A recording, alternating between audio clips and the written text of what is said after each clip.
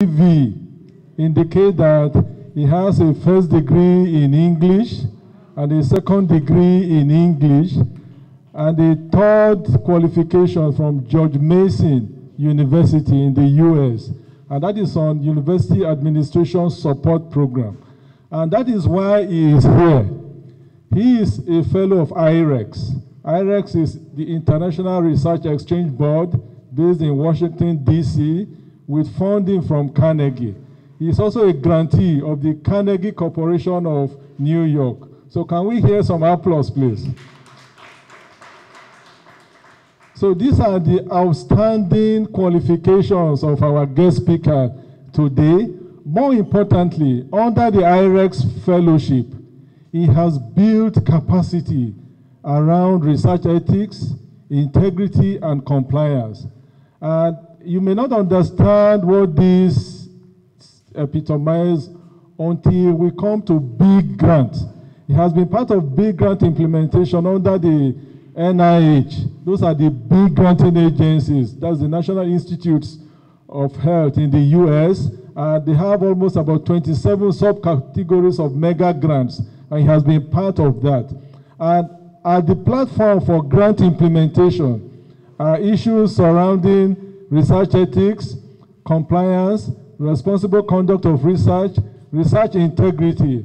And our friend and brother here has built substantial capacity around this area. This is not the first time he's making this kind of presentation. He was given a Carnegie Corporation grant to make this presentation in the US and in Egypt. That is part of the track record he has built for himself. He has inspired all of us, for those who know him, that from the registry or from whatever arm of the university, you could create a niche for yourself. And that is what Mr. Akindele has done. So let's give him a round of applause. So a great pleasure to have you here. You are welcome. Well, I am intimidated. And can we control home? I want to appreciate my hosts, Professor Mrs. Kende Taiwo and Professor Seni. I will not forget to recognize Professor Ogunbodede, the Vice Chancellor of this university, for the opportunity he has given to us to be able to do this program. So, well, I believe that I am a support staff in the university administration, and without the beams and the pillars, the structure will collapse. So, when it gets too academic, you may pardon me, but if it is administration, you may not pardon me. But then, we want to start saying that this is a synergy of administration, as well as what? As well as academic. Okay, thank you very much. Well, the first topic we want to take, because of the time, I want a timekeeper. On this slide, I want to use maybe about 20 minutes. I want a timekeeper. When I'm 10 minutes, when I've spent 10 minutes, you give me a signal. Okay? When I'm in 15 minutes, you give me another signal. Okay? Who should I look out for, please? Okay, thank you very much. All right. So we want to talk about research ethics, research integrity, and responsible conduct of research. And the subtitle here is Research Ethics Compliance. Well, when we talk about research ethics, we may be talking about the culture that guide research to be done in the proper way. Okay? We may not use too much academic terminology. Next slide. This is the UI-UCH Ethics Committee of the University of Ibadan. This is where we have the Secretariat of the Ethics Committee. I don't know where we have the Ethics Committee Secretariat here in IFE. Faculty of Earth Sciences. Okay, thank you very much. So in case you don't know, they have it at the Faculty of Earth Sciences. Yes, next slide.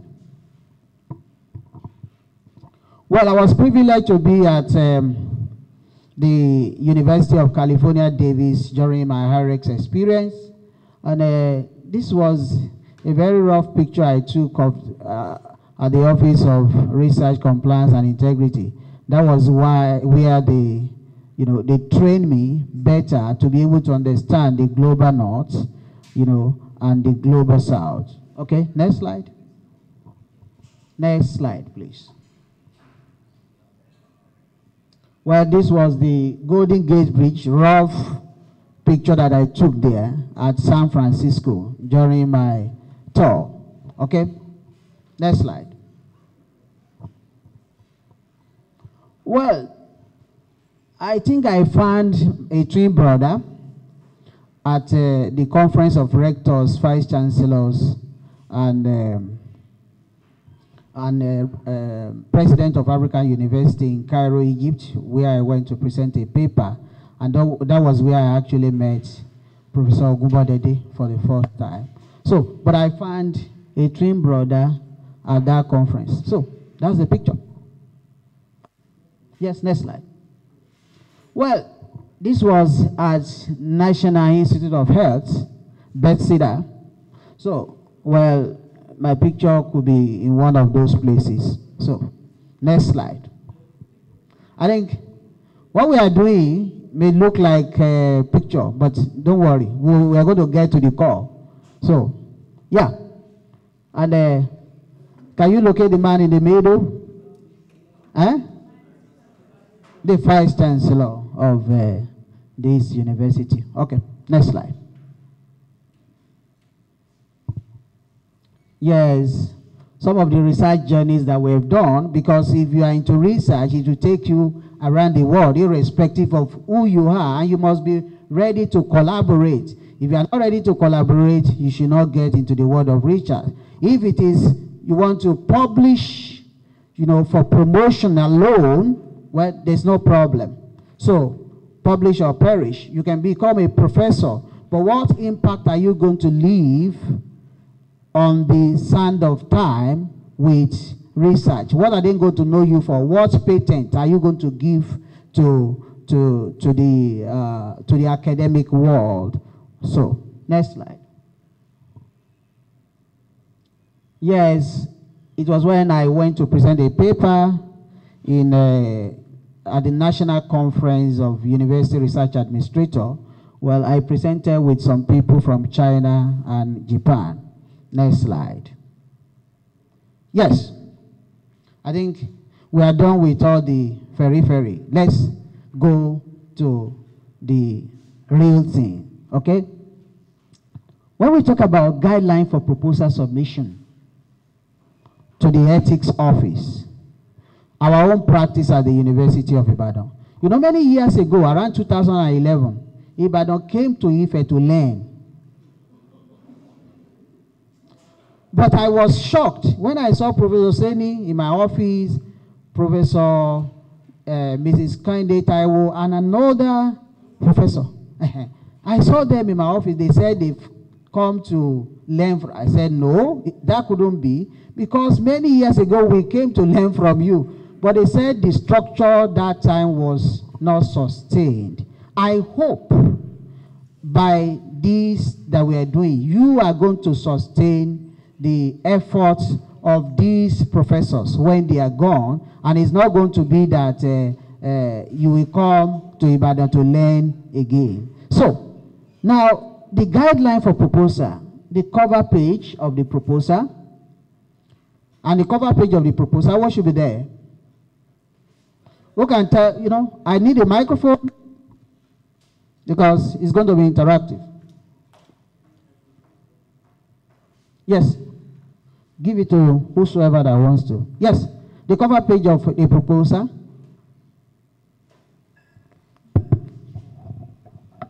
Yes.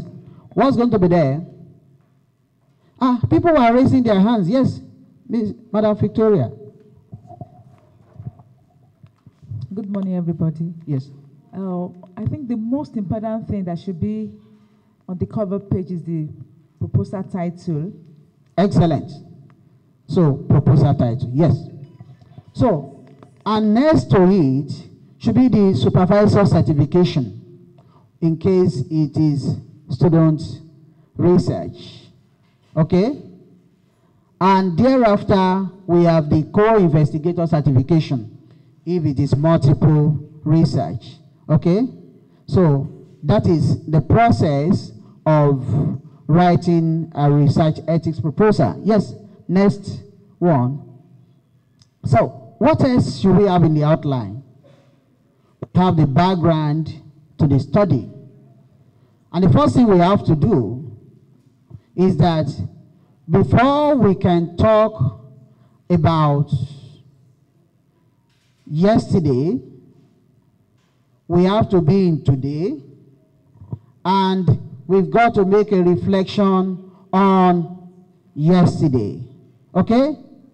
Now, research is 3 days. Yesterday, today, and what you are trying to work on is you are trying to project into tomorrow. So that is why you've got to reflect on the current knowledge. And the current knowledge that you have today is about what somebody has said yesterday. So, and thereafter, the rationale for the study, you just have to justify why you want to do it. This is the crux of the matter. Now, who wants to quickly become professor here that is not a professor? If you are not a professor, put up your hand. You want to quickly become professor, put up your hand. Okay, yes, great. Now, if you really want to quickly become professor in this part of the world, what you do is that you just find a topic, okay, that you feel that you can write on, and your friend in Port Harcourt, they are floating a journal, okay, and they've told you to please submit some things, and you do that research so that you'll be able to present paper at that conference, okay? And when you present paper at that very particular conference, it adds to your paper and you grow. So most of the time, the justification for writing our paper is like that. I'm sorry, okay? But then, justification. Why do we really want to do a particular research? Research is meant to solve the problem of the society. Without a research impacting the society, the research is what? The research is useless. And our culture of publish or perish, we should change it as from today to what? Who can craft it for me? Research or perish. So, the justification for the study should be there for the research. But then, the objective of the study, we should have it as well. Okay, next slide.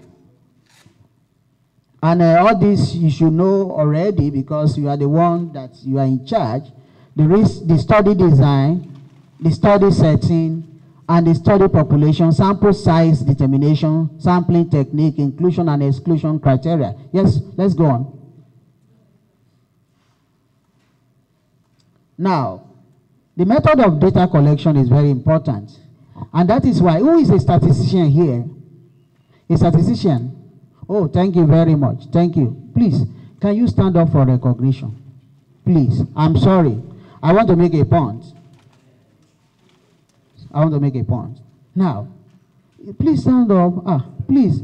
They don't know you. They have to know you from today. Before you design a particular research, and you talk about sample size, whose opinion should you seek? Statistician. How many of us are guilty of not involving statistician ab initio in our research. Huh? Therefore, go and sin no more. Please sit down. Oh, thank you very much. God bless you. Yes, laboratory procedure. Yes, let's move on. Move on. So ethical consideration. Next slide. Now, confidentiality of data. Do we have people from the medics here? The medical area? Oh, thank you very much. Now, when you collect data from people, for instance now, I've taken the blood sample of some patients, so last year, okay? And when I took the blood sample of those patients last year, it was meant to study, it was meant for malaria. Now I've discovered, let's not go there yet. So I've taken that data, and when I've taken the data, so for me to protect the participants, okay, for me to protect the participant, what should I do? What should I do? Yes, the identity.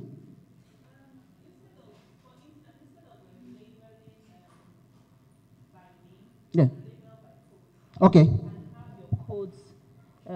You can label by codes on the bottles. Okay. And probably in a coded computer, you then have the codes that tell Excellent. Excellent. We know it. Okay. Confidentiality of data is very important, and of the sample, if we are going to do internationally respected research. And all these things that we do in this part of the world, they call us global South. I don't know why we are South and they are not. I don't understand. So they call us global South. You know, confidentiality, we are not taking it very seriously. Next slide, please. Translation of protocol. I want to do a research in ILE-IFE. And I want to do it at, which market is popular here? Ojasabo? Odobe market. Okay. Should I go to the market with English protocol informed consent? Why should I not go?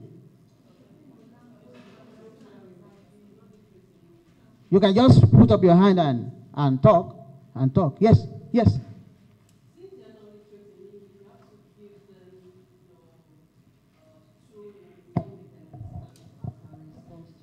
Okay.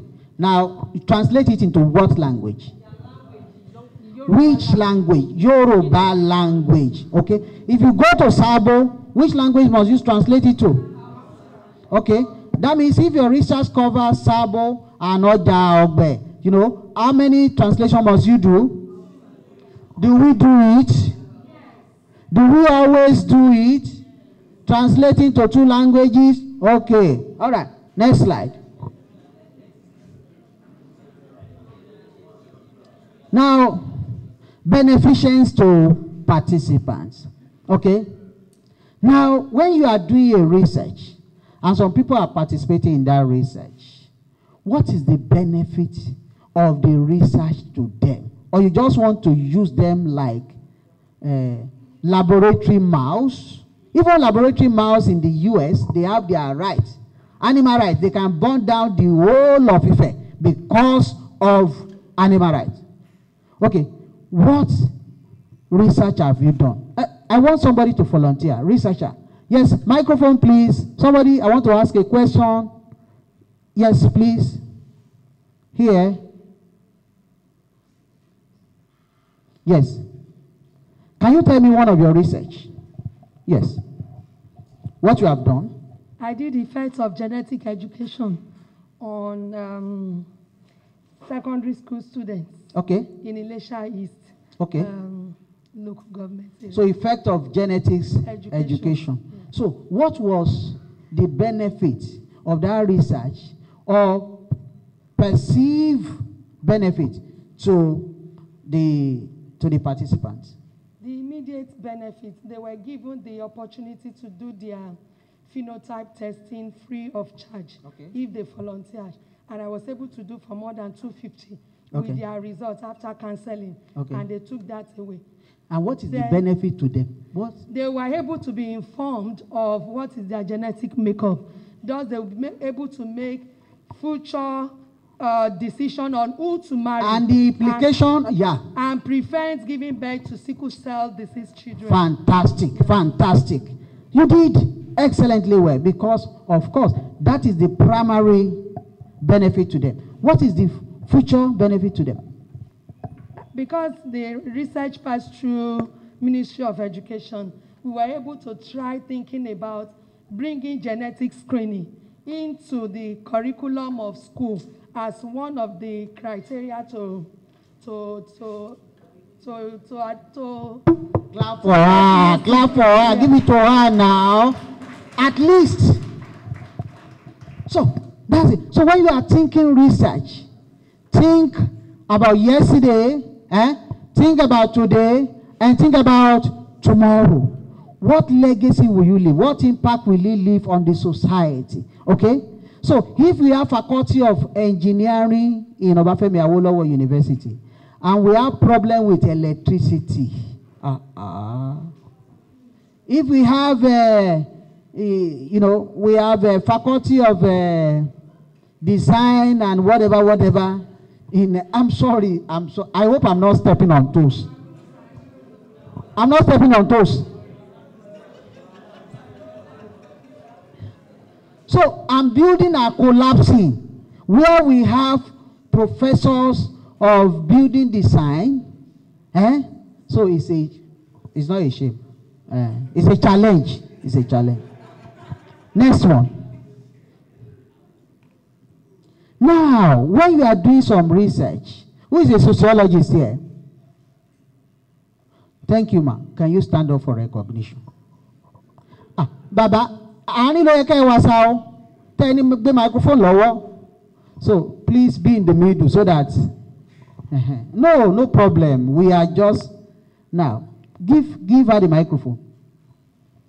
Now, in case you want to interview widows or widowers, will that cause any harm to them as a sociologist? No. Yes. Well, it depends on what you want to ask. Yes. Even any question along being widowed or being a widower, will it have effect? Okay, yes. Yes. So, a psychologist here, a psychologist, psychologically, what effect will it have?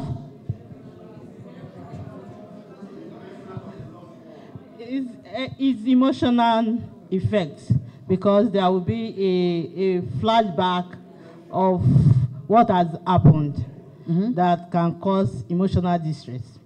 So that means you must take into consideration the distress that may happen, and you must find a way by which you're going to address it in your research when you are writing your research ethics protocol. Next slide.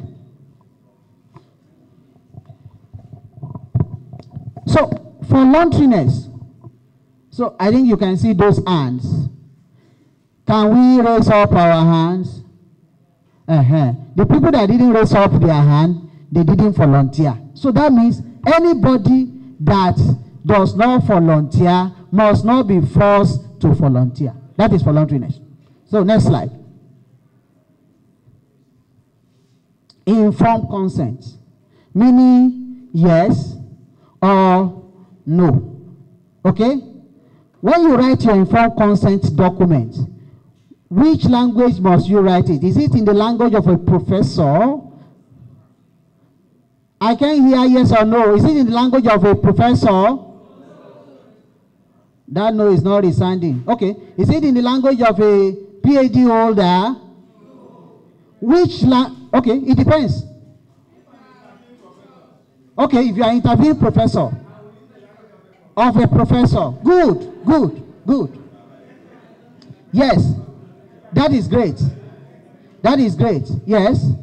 So, but normally, if we are using the community, okay, there was a time I was in the Barapa community and primary care programs. So, now if you are using the community, you have to speak the language of the community. Okay? For instance, if I want to write an informed consent, 5 minutes. Okay, ladies and gentlemen, they said it's 20 minutes.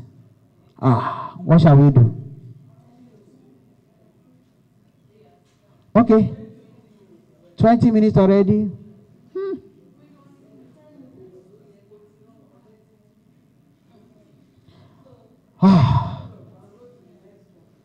Okay, now ladies and gentlemen, I've done some error analysis. Error analysis, you can scroll up. So I've done some, just scroll up. There are a lot of materials there. So I've done some error analysis here. So of what you must do, yes, scroll up, of what you must not do when you are submitting a research ethics protocol. Okay? Yes. And I put the solutions there. Yes. Move on, just move on. Just move on. The study population.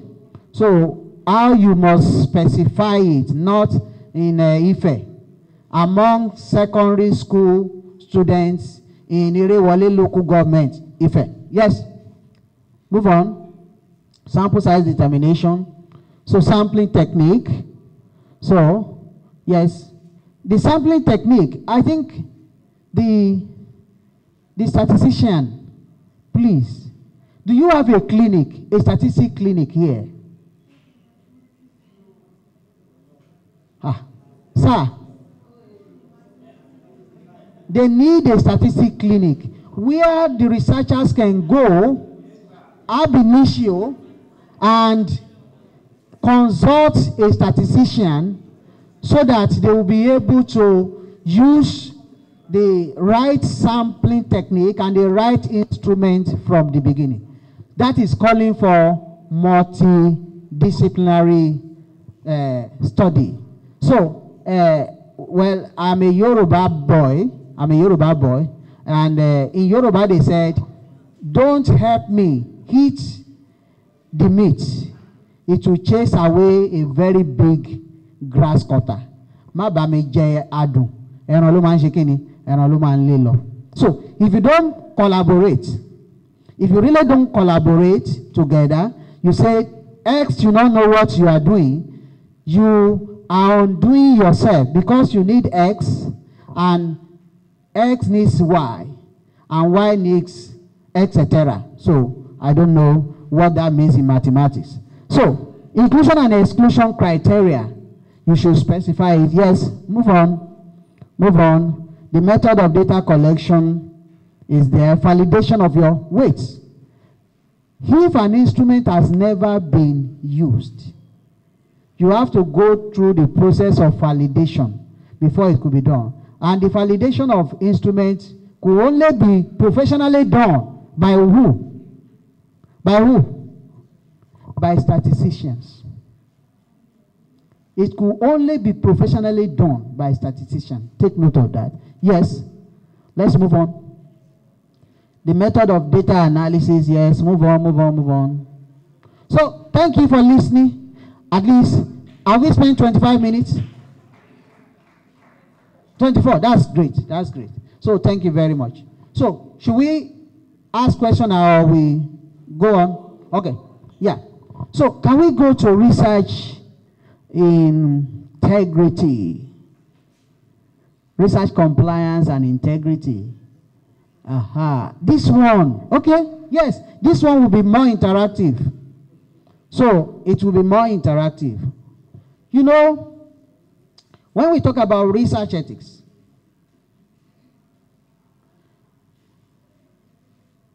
you know, we follow some rules, and we have stipulated that. when we now go to research compliance, if there are no rules, is there anything we should comply with? Huh? Okay.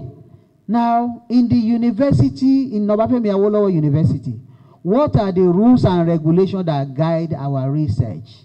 How many people have seen documents to that effect? Yes, if you have seen a document to that effect, please put up your hand.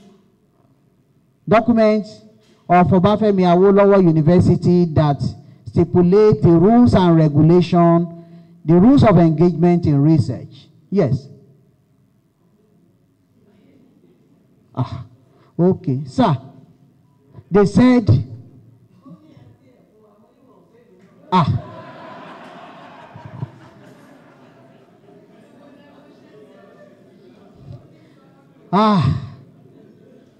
we have a lot of work to do. Okay, now, can I ask, is there anybody in biostatistics here? Biostatistics? Anyone? Nobody? Biostatistics. That is in OAU. We have a department in College of Medicine, the Department of Epidemiology and Biostatistics. It's not an OAU. I think. Okay, no problem. Who wants to work in the area of compliance? You want to work there? So, Johns Hopkins University has a new program in research compliance and integrity. I think your university can send you so that you'll be able to build capacity in that area. Now, I first presented this one at Northwestern University, Chicago training for researchers. But it's full of questions. So you enjoy it. So all the golden gates, just remove them, just be going because of time. So all the... So now, let's stay there. For the University of Ibadan, who is that is the first university? Yes.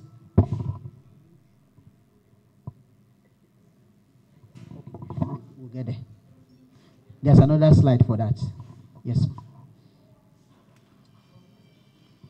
Now, she has just told me about the basic definition of research integrity, but there is a slide that I think we do justice to that.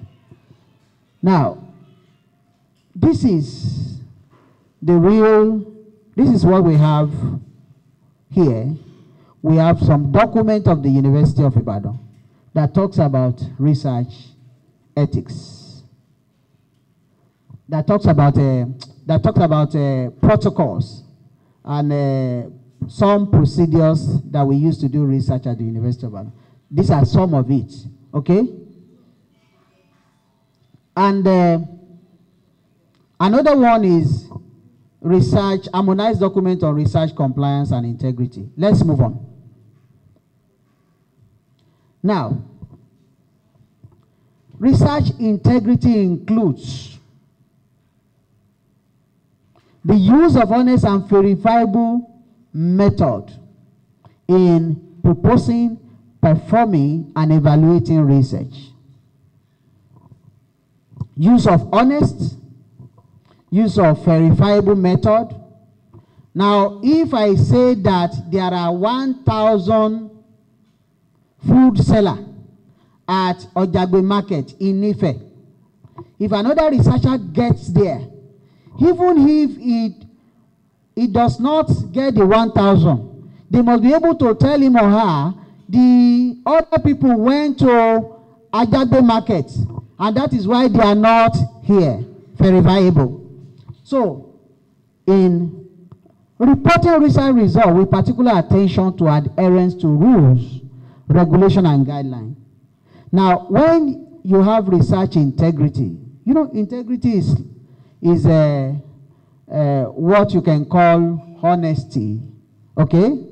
But then, when you report the results, do you adhere to rules and regulation?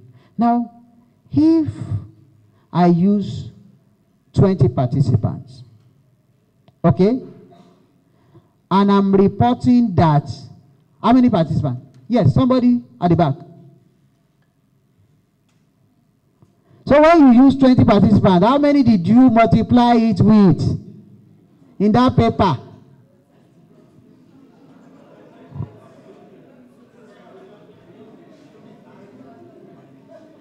I'm sorry.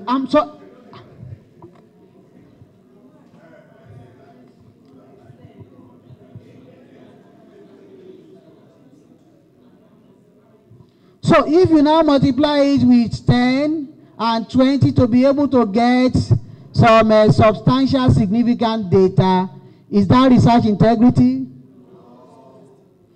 You said so. Therefore, go and see no more. Following commonly accepted professional codes and norms. What are the commonly acceptable professional codes and norms in our own area of specialization? If you're a medical doctor, the oath is there for you. If you are a pharmacist, the oath is there for you. I think everybody is under one oath or the other here. But how many people are, how many people are following the oaths? That is the question. So research integrity, is you must follow the norms. Okay. Research compliance. Compliance is the hallmark of research integrity. Compliance is the internalization of rule and operationalization of rules. You internalize it, out of the abundance of the heart. The mouth what? The mouth operates. The mouth speaketh. So, you internalize it, but if it's in your heart and not in your mouth or doing, it is not. Okay, compliance must succeed from start to close out. That means from the beginning to the end, you must comply with rules and regulation. And that is a challenge in Nigeria. Who has never beaten a traffic light here? Put up your hand. Please, stand up for recognition.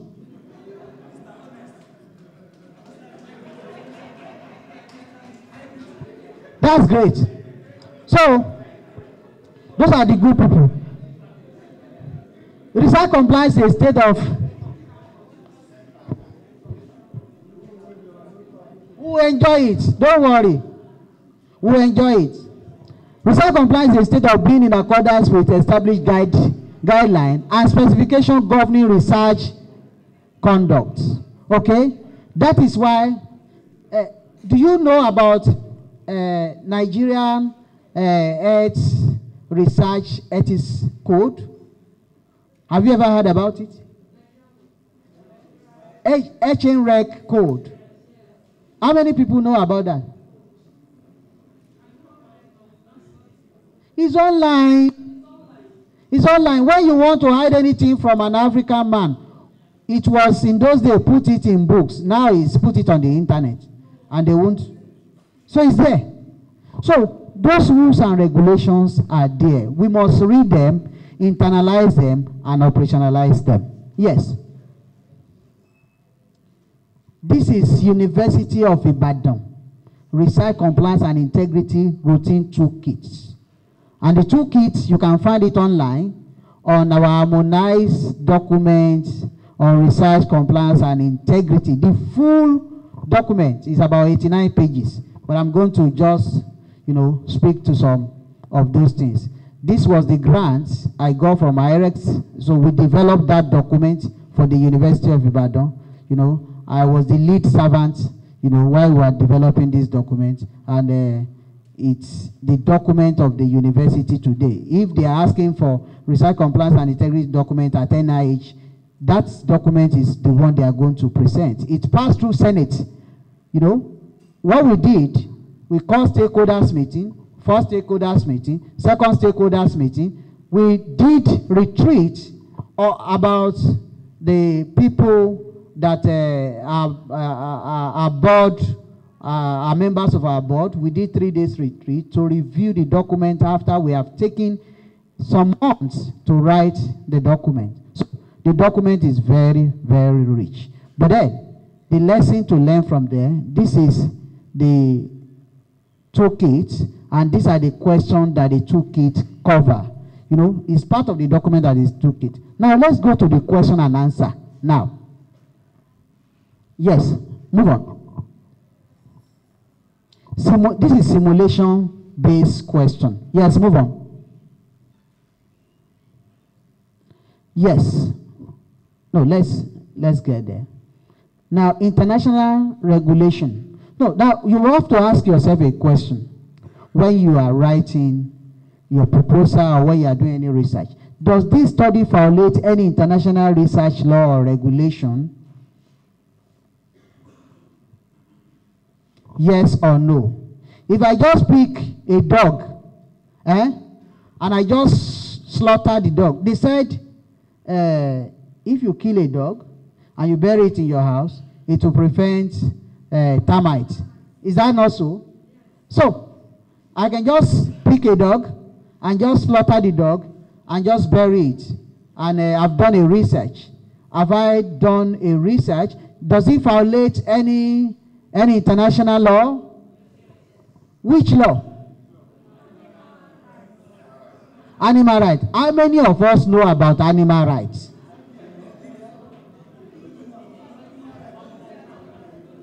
You want to talk, ma? Yes, ma. Yeah, how many of us? I say how many? How many of us? So, that means when we want to do international research, sir, do you know that we have a lot of grants lying fallow at Erasmus for these our researchers? They are not, they said Africa don't access their money, and the money is there for them. And before we can access those money, we have to know those rules and regulations. So, does it violate any international law? You have to ask yourself the question. If you don't know, read about it before you put your pen on paper. If yes, explain. Okay, next one. Conflict of interest. We are still going to get to conflict of interest per se. But when they talk about conflict of interest, what is conflict of interest? Okay? Conflict of interest is simple. I am a lecturer at OBAFEMI AWOLOWO University. Abi? Yes. When I'm a lecturer at OBAFEMI AWOLOWO University, Faculty of Pharmacy. Who is a pharmacist here? Thank you so much. Thank you for coming. You are a pharmacist, and they are trying to sell a drug, and they want to do some trial, phase 1, phase 2, phase 3 trial for that drug. And you are a consultant to maybe P&G. I don't know the name of that pharmaceutical company that wants to do it. And when you are now doing it, when they have employ you as a consultant, they are going to pay you in dollars, maybe bad money. Maybe for 1 week, they are going to pay you $10,000. And you are a member of the ethics committee in this university that will look critically into the protocol, whether it is safe or not. What will you do? Will you use your expertise, your knowledge, to protect the people out there, or you will be looking at that money? Conflict of what? Interest. It could be financial. It could be commitment. It could be procedural. So, I think we should. Yes. You have to ask yourself that question. The co-peer and the field worker and research admin participant. Who has ever got a grant here?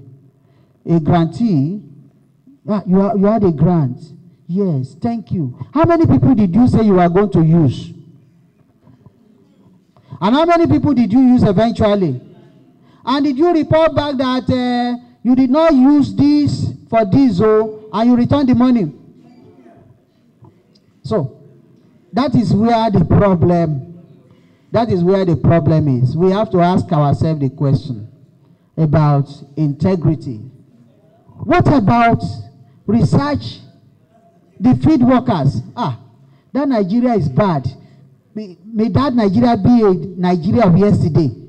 But the Nigeria of the future, which you and I, we boys and girls, which we are forming, it should be a Nigeria that is good. Okay. Now, the research admin and participants, all these people, they will strengthen the research. So, and you've got to ask yourself that question. How many people are you supposed to use? How many people did you use? Yes. Next one. The issue of core PI. Let me hammer on that. A lot of people, when they are writing the research proposal, the core PI will be 10. They will use the CV of X, Y, Z as core PI. When the thing lands, they will cut off all the core PIs. And the core PIs, you cannot be everybody. The core PI has value which they should have to the research, and you cut them off. It's not going to work. It's not going to work. So, it's not going to be good research. PI monitoring of research assistants.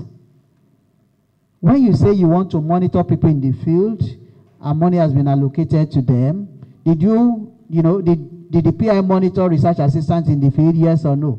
If yes, how many times? Please provide evidence. When you are writing international grant, they will ask for all these things.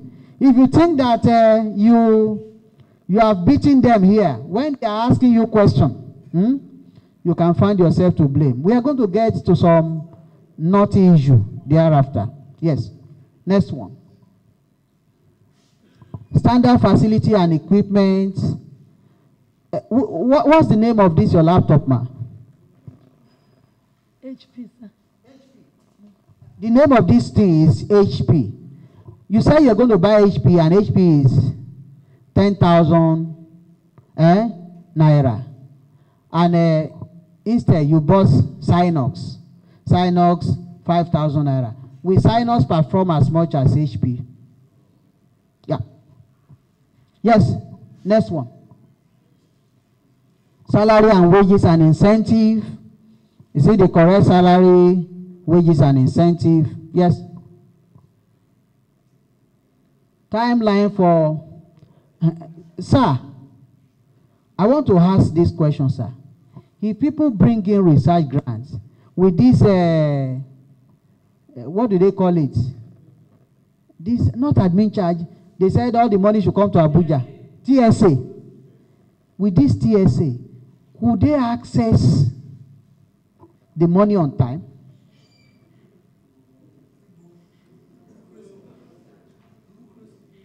Sir, if we cannot access the money on time and research has timeline, are we going to be able to do due diligence in that research? And do we like returning the money to the grantees? How many people have returned money before to grantors? How many people? I think I've done that. I returned some $4,000 plus. So yes, yes. I returned it because during that time, the Senate did not sit on the document. We wanted to print the document out in glossy cover and distribute to everybody in the university. But since they did not sit on that at that very particular point in time, I had to return the money. So, but the point on grant is this. Let us re-engineer our system to ensure that what? That funds are released on time. So, sir, over to you, sir, and through you to Sama. No, I mean through you, Sama, to the Vice Chancellor. So that they will help us in that regard. Yes. So international IRB approvers. So if a study is proposed in Harvard and you have got a sub-award, must you get an IRB approval locally? Since it's Harvard now, must you get an IRB approval locally? Somebody said no, somebody said no, somebody said yes. Okay, I think the right thing is what? Is yes. Because what they do in Harvard may not be applicable here. So there are cultural differences. Okay? There are regulational differences. So we should note that. Yes. Well, leave all this FEC. The reason why I put picture is that they said, some academic staff said, if you don't put pictures, people will get bored. So, and that's why I look for picture here and there to put.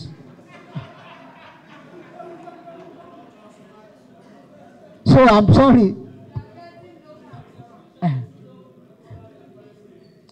So international regulation, IRB protocols, amendment to protocols, methodology, and did you discover any methodological flaw during the course of research? Have you ever done a research that when you are in the middle, you discover a methodological flaw? If you discover a flaw, what must you do? According to the politician, they will say, go back to the drawing board. That's the politician. In academic, what must you do? You can, methodology. Okay, if the methodology is faulty, can you continue?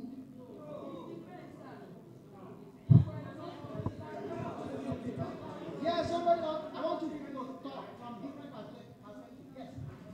Yes, one. For example, in the methodology, you had calculated sample size to be this and this. You now go to the field. You won't now get to the field because of COVID or any pandemic. You still find out that you cannot hang on for life. You conducted your research with the interview with maybe 25 out of the 35 you have proposed. You will still record in the limitation that this was what was calculated, but this was what was actually done. Now another dimension.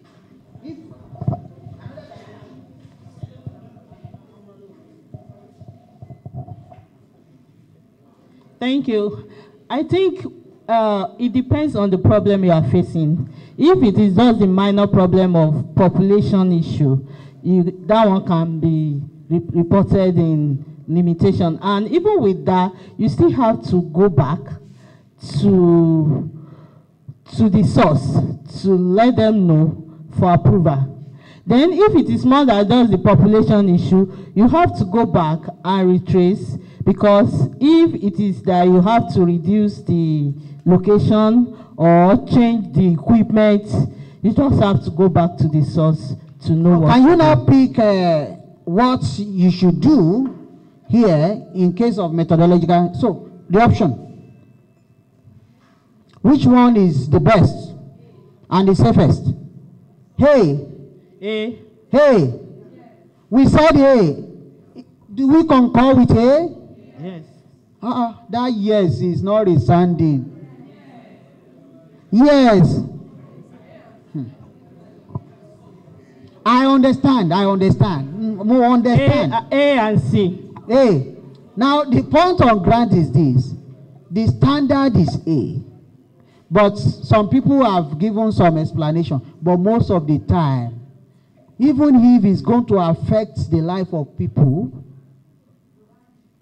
we hide it and we carry on. It is not good. Yes, next one.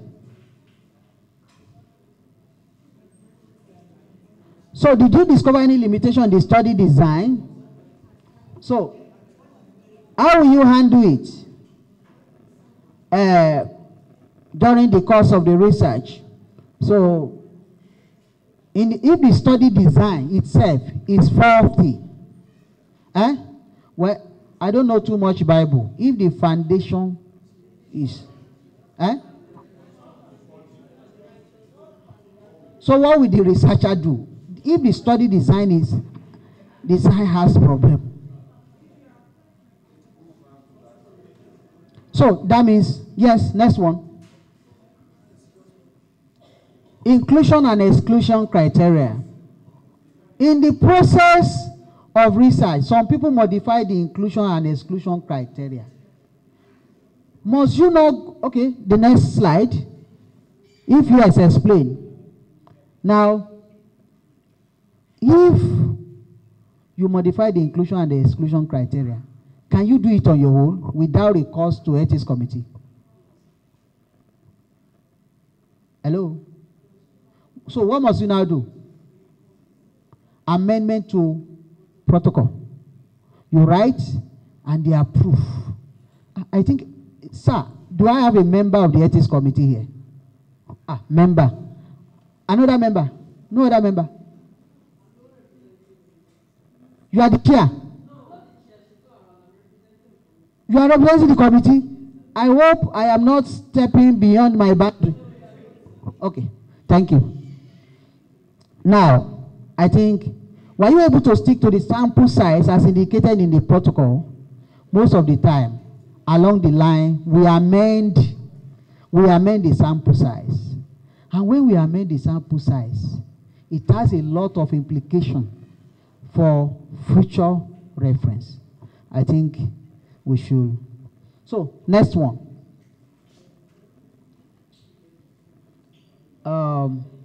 Grantee execution processes, monitoring of processes, startup. So, is the research a laboratory investigation or what? Yes, next one. Let's go on. Informed consent, language of informed consent. Yes. Now, I think we should ask ourselves the question. Was the consenting process properly implemented? Now, excuse me, ma, medical people, will it be right for you? Yes, ma'am.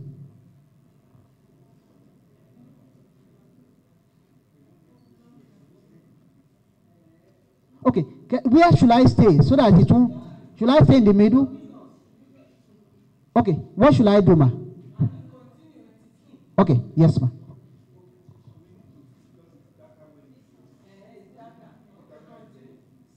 Okay. All right, thank you.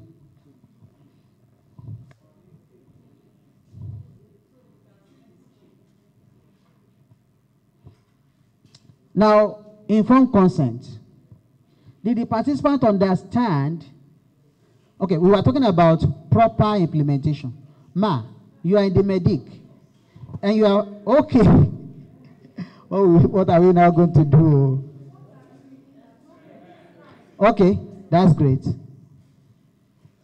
Now, you are a medic, and you are sending research assistants into the field to operationalize an informed consent that is related to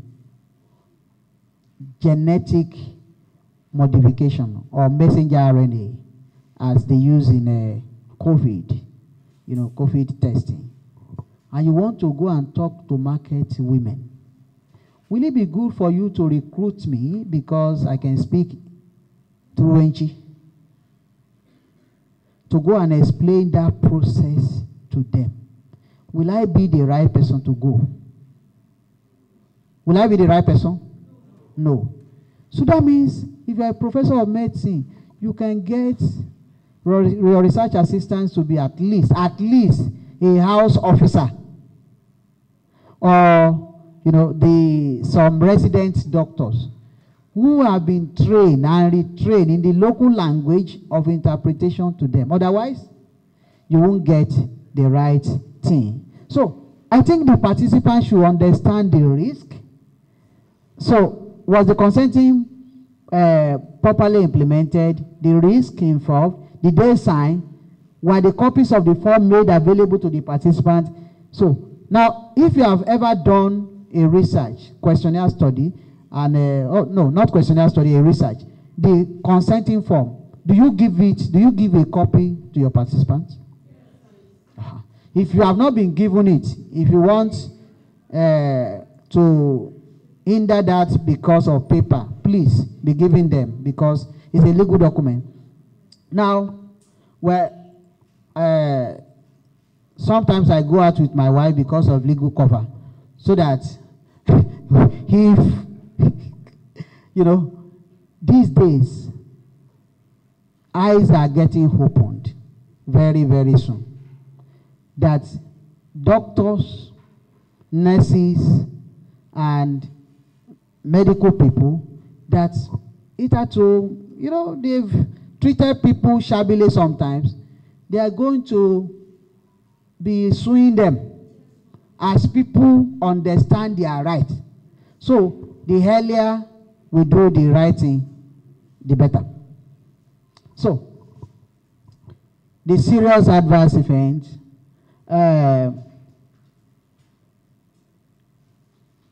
was there any serious adverse event in the process of conducting a research? Now, when you have 1,000 participants and you just have 2 out of them, is that serious?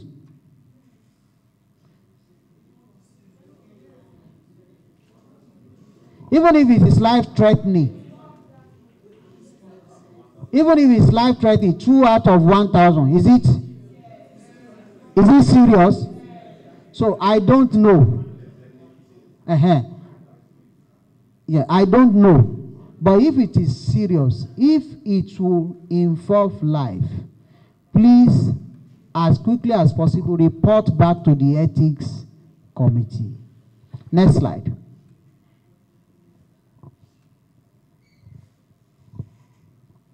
So, if there's any serious adverse effect, will it cause amendment to the protocol? Will it cause it? Yeah, the truth is yes, but the practice is no. Who is stopping it?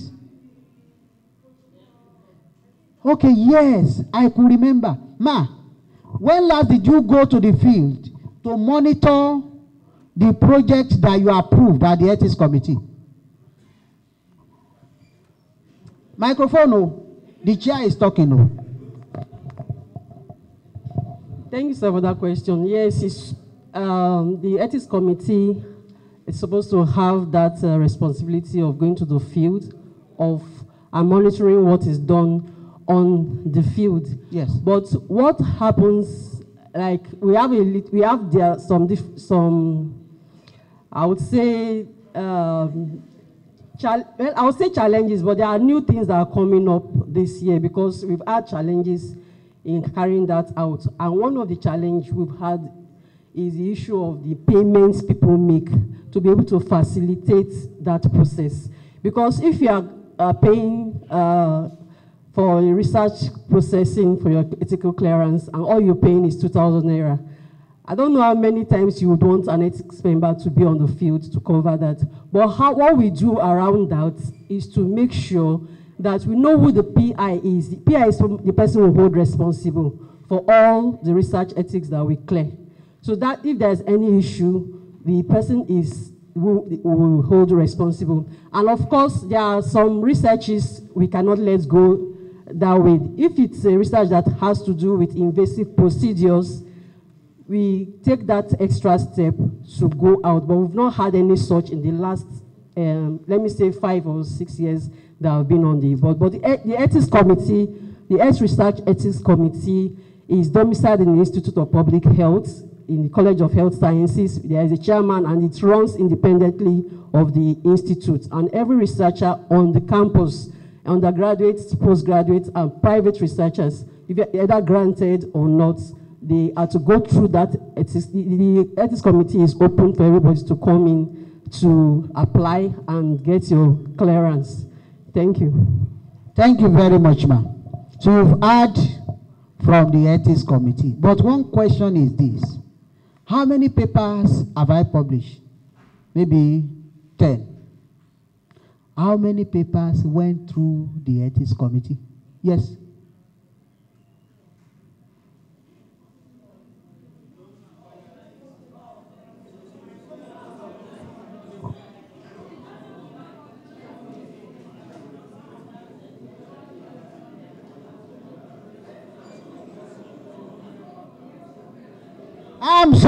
I'm sorry.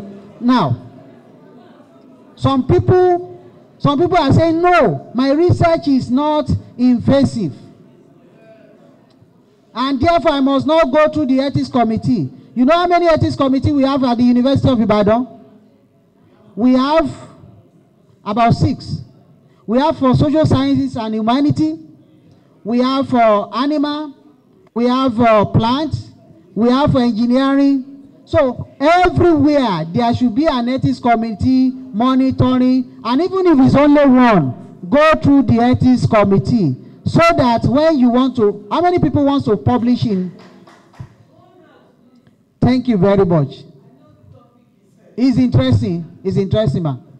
So, you want to say something, ma? Yes, ma. Concerning what you just said now, is it all papers that must go through ethics committee? Okay. For what purpose in okay. particular? Thank you, ma.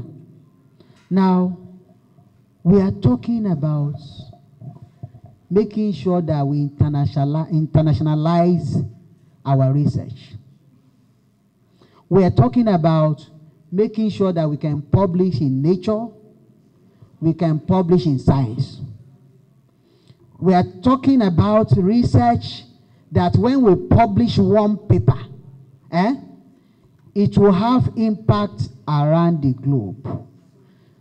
The standard is all your protocol has to go through ethics committee. They could give it full approval. They could give it expedited approval. And they could, there's a third level of approval. Remind me. You have, maybe when I remember. Yes. Exempt, expedited, full. Okay. Yes. Exempt. I've remembered. Exempt, expedited, and full committee approval. Yes. Anyway. Yes. Yes, ma'am.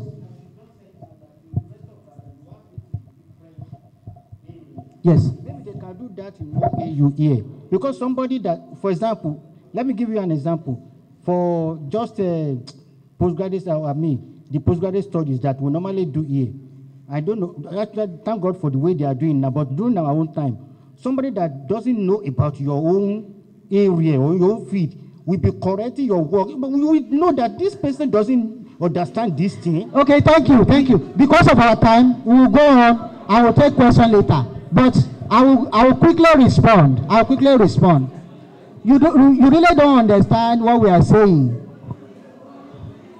In postgraduate work, postgraduate college, it is purely academic. Purely academic. Now we are talking beyond academic. This is beyond the field of academic. This is ethics, compliance, and integrity. And on the board of the ethics, we have multidisciplinary people. And of course, one of the most important people in the ethics committee is who? Is the lay person.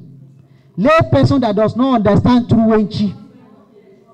A lay person from the community. A lay person that is from the community, that you must interpret all the jingoism of your research to, and he or she must understand it and approve of it before it is approved. Do you understand, sir? So later. So let's move on. So informed consent, yes, let's move on. Yes, hello, timeline. When you get an international grant and you run against time, what must you do? You report to your international grantee and they give you a no-cost extension. Okay? A no-cost extension. But then, the problem is most of us, because we don't want to lose face, what do? Okay, go on. Research meetings. How many minutes have we spent here?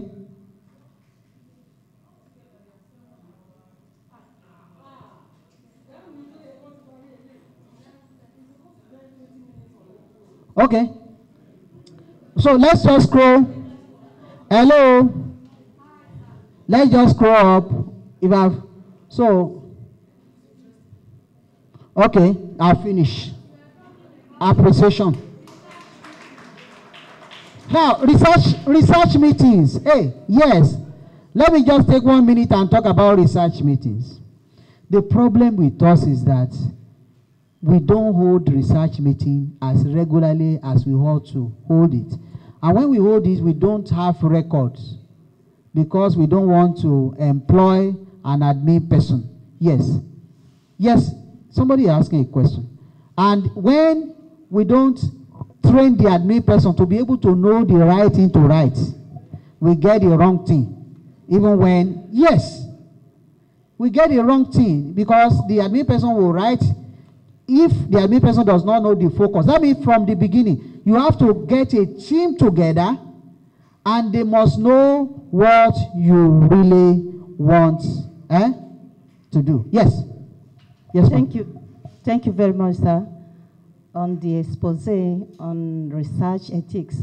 But I have a question. I need you to put maybe throw more lights on it about research getting approval for research.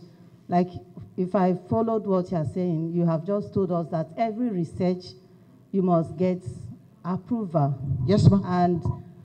And I'm from political science. Oh, yes, ma'am. Social sciences. And if I'm writing a position paper, if I'm writing a position paper that does not require me going to the field, must I? A position paper about what? About any topic in political science. Give a specific example.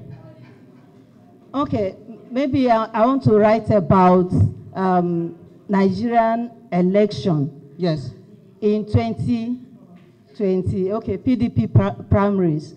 And I don't need to, perhaps I didn't need to go to the field, and I have paper online, I have documents, and I don't need to go to the field to make inquiry or make research or collect data. Do I still need to go to research ethics? Okay. I mean, research. Now, when you are doing, thank you very much. When you are doing research, it is not research for me's sake. It is research for us' sake. If you are writing a position paper, whose position? And you know, as an academia, you don't have a position. You have to be objective. That is where I'll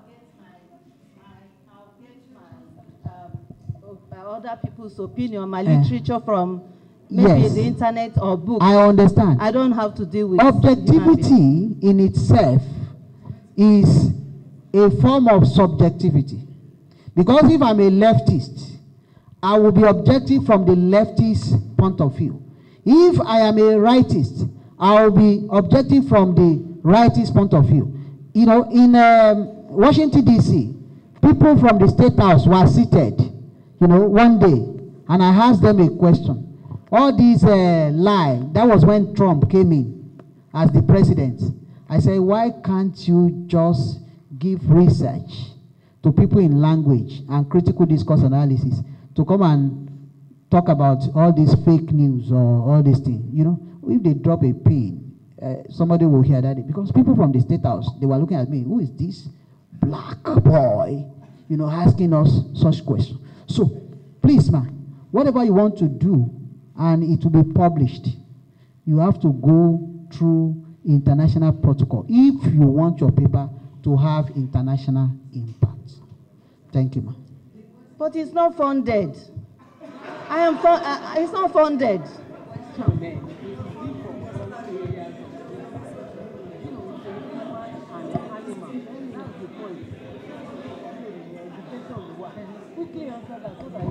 It's for only now. Research ethics protocol, I repeat, is for all forms of research, whether education, whether politics, whether sociology, whether medicine, whether pharmacy, or what have you. It is. So that is it. Yes. Thank you very much, sir. I have a question, and I want to paint two scenarios so that you help us answer the question. A painter, okay, no problem. Now, there are two geologists who want to do a research. One of them is looking at the change in rock patterns in ILE-IFE. The other one is looking at activities of people in ILE-IFE that has had impact on the changes on rock patterns. One of them is just going into ILE-IFE and is just picking up rock and analyzing the rocks. The other one is looking at human beings, what they are doing around that area, and is trying to look at how will it affect the changes in the rock patterns. Do they both need to get ethical approval from a review board? Yes. Yes. And yes, we have served ab initio from the beginning that whatever research you want to do, you must look at the impact and the effect on people. Thank you very much.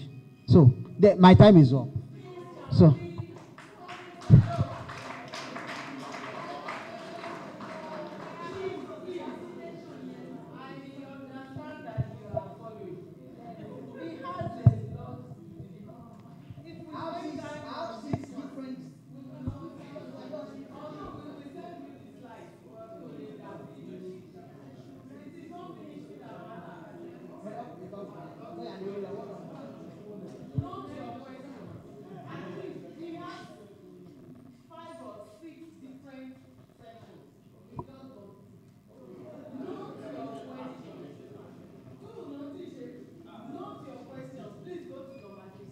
Yes, let's go to research integrity.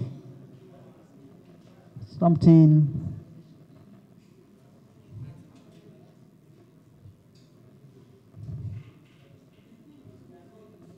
Okay, well, let's stay here too. Then we can pick anyone. Yes. I want to appreciate you so far for your participation. I could see that all of us are inquisitive. You know, many years ago I was sentenced to the office of UI-UCH Ethics Committee office, and I spent about 9 years there. So, and that was why and how I know so little about those things. So, that is why I know so little. So, whatever I tell you, I can give you at least 100 reasons why it is like that. When we talk about conflict of interest, it's a great question. Yes, next slide. Well, no, just the definition will come thereafter, ma. So there are some definition thereafter. But I know that everybody could just go online and see a definition. But the understanding is procurement standard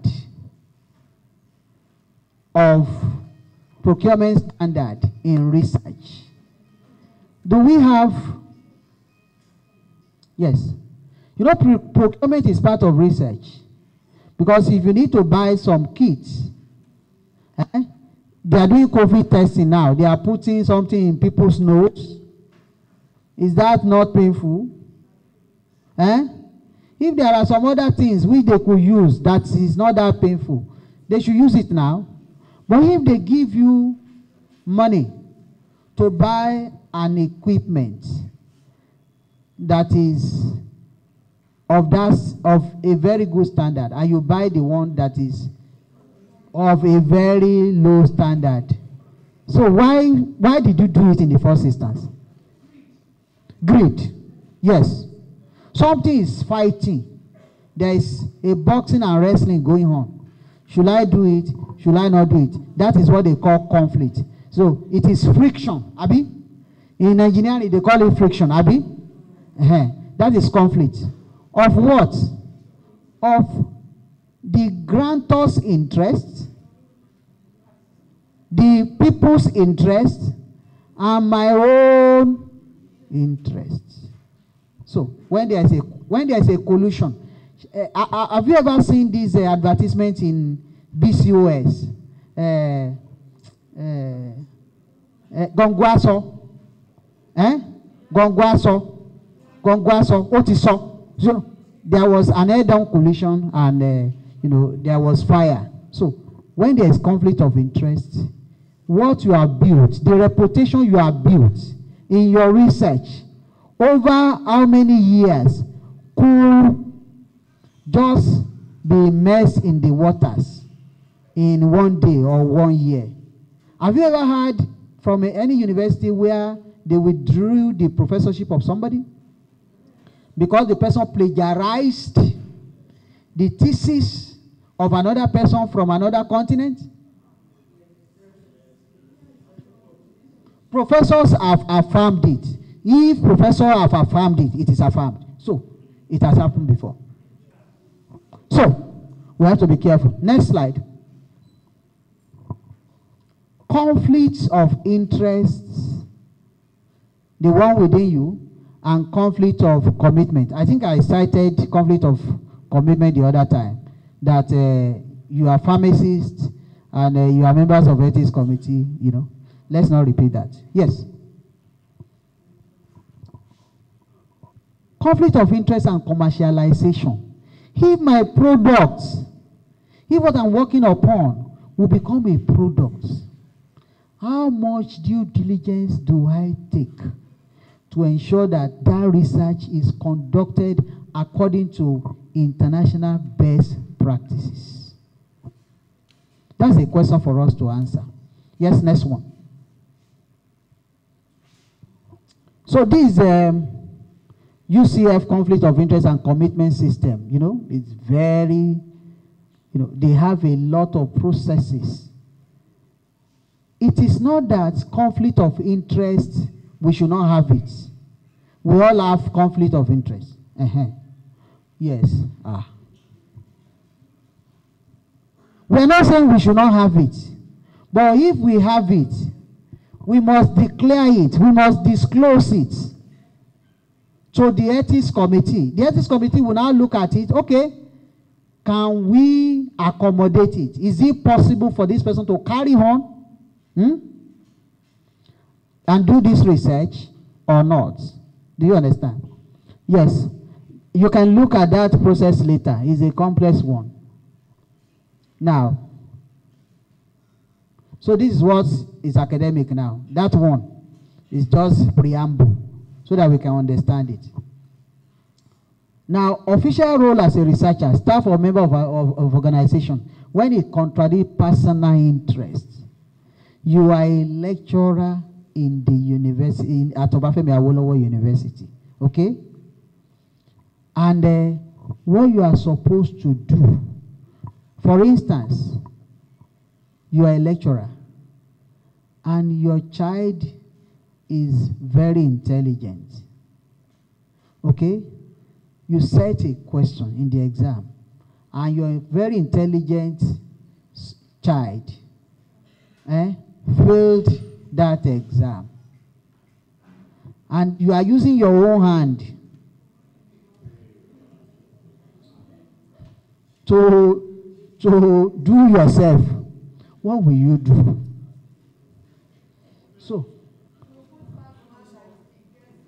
Pass mark. Oh, that's not good enough.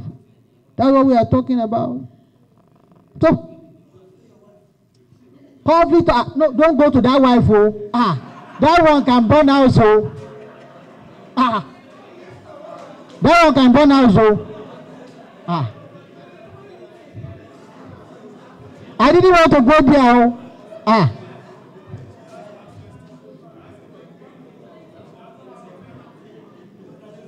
You will not sleep at home again. Conflict of interest may be financial. It could be commitment. It could be ownership. It could be association.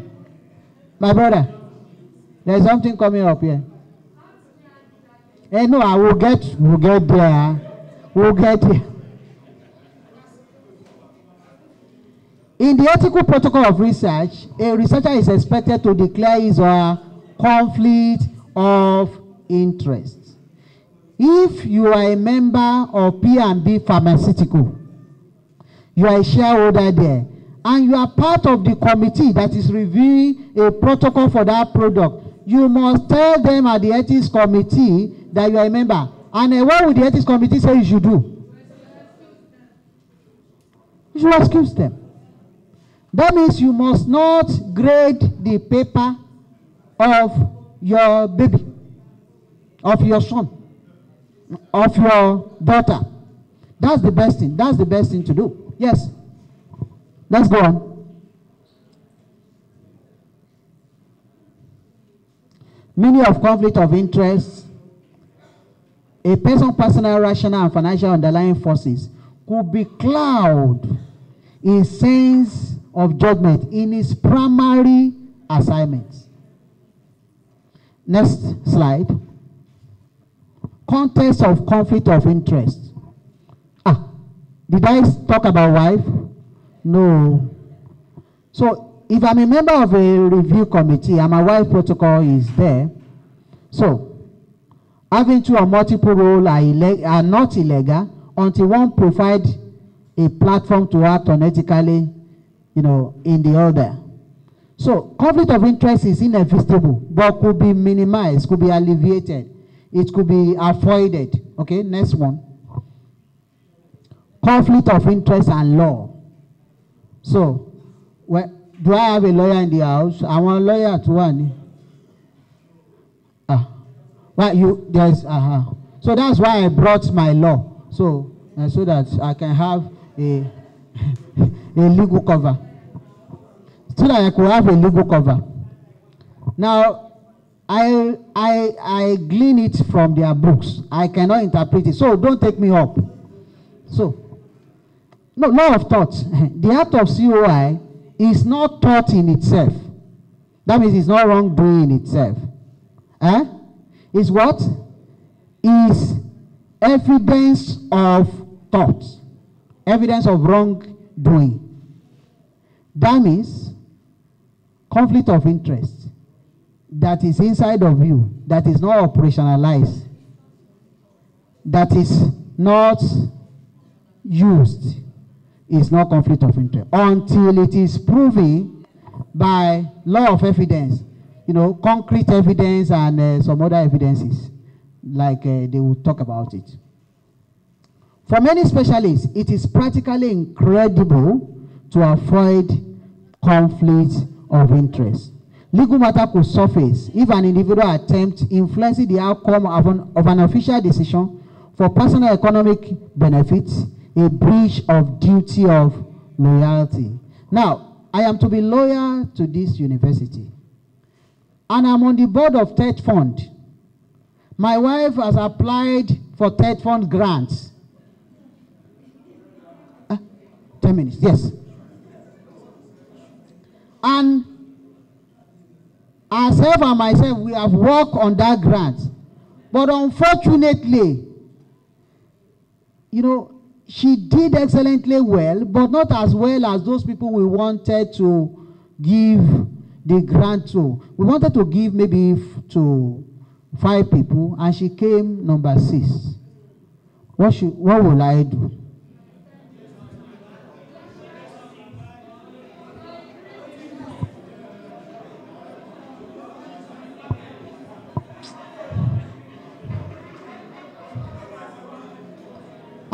not saying anything.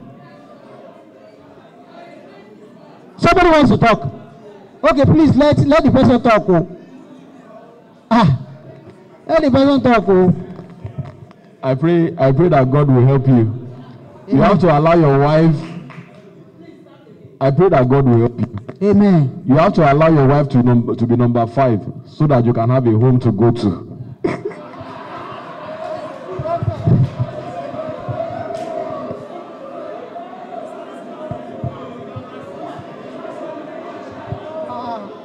Hello.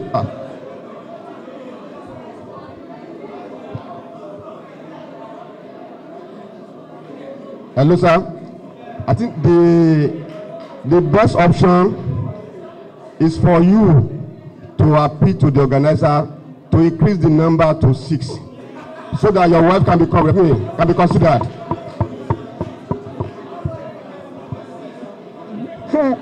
Sorry.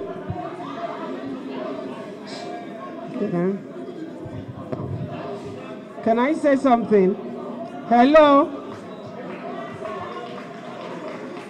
Hello? Hello? I want that person to be an objective person when it comes to that. Just follow the criteria that has been laid, regardless of who that person is, whether your relative or not.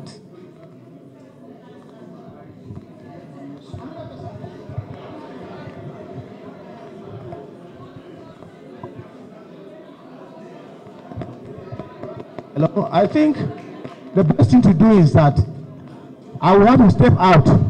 I will not be part of the selection panel. If my wife is part of the applicant and I'm a member, with that selection, I will step out. I will not be part of that selection so that I will be neutral. So thank you very much. We want to go on, please, later.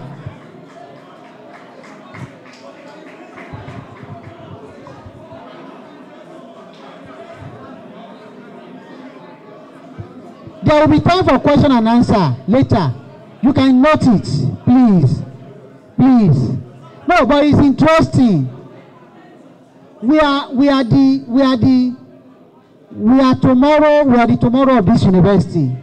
We are going to craft the policies. We should put all those things in the policies. Whatever is in the policy, we should follow. Whatever is not in the policy, we should please. When I was in the University of California, Davis, let me tell you this. In the University of California, Davis, a president of a university was removed because she gave appointment to his son-in-law.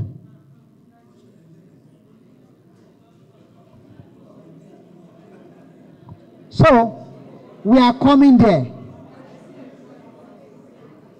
Okay, there should be policy. So, part of they know that they want to follow policy. So, now let's.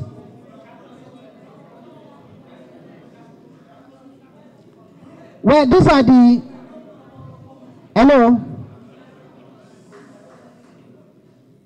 These are the ones, conflict of interest, that I was able to pick. There are a lot in conflict of interest. If you take Black Law Dictionary, you will see a lot of conflict. I don't want to go into that place. But here, we have personal, we have institutional, we have financial and non-financial, we have dual employment, and we have relational, here. But when public and private compete and collide, I am Aliko Dangote. Do you know I'm Aliko Dangote? I put down fund for the manufacturing of COVID-19 vaccine. And I'm a member of the review board for approval of the vaccine. Is it ethical? Okay. OBAFEMI AWOLOWO University has interest in a particular research. Okay? And they passed it through OBAFEMI AWOLOWO University Ethics Committee. Who will say no to an institutional research project? in the Ethics Committee. Madam Chair, will you say no?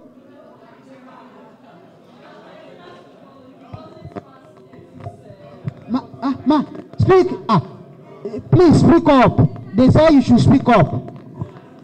We have protocols that state all the things that the research must have and must supply. And if you fail to give all those information and it's not worthy to giving a clearance, whether it's institutional or not, we cannot give you the clearance. All we can tell you, because we still vet, we can give you corrections. We do that a lot in the HREC committee. We give you a correction of all the things we found faulty in that protocol you've submitted, and we'll give you back to go and amend, and you will submit back a revised version. Thank you. Maybe later. We will see the solution later. But the solution is not as easy as she has projected it. So, financial, it could be financial, dual employment, relational, that is applicable to child, to spouse, or to anybody, in employment or service delivery. Yeah, let's go on. Individual conflict of interest. I am the chair of an institutional ethics review committee manufacturing COVID-19 vaccine in Africa. On the other hand, FAMB had contacted me as a lead specialist for clinical trial. If the protocol for the ethical trial flies, remember, FAMB will pay me dollars and lodge me in 7-star hotel during my assignment. So what will I do? I will declare my conflict of interest.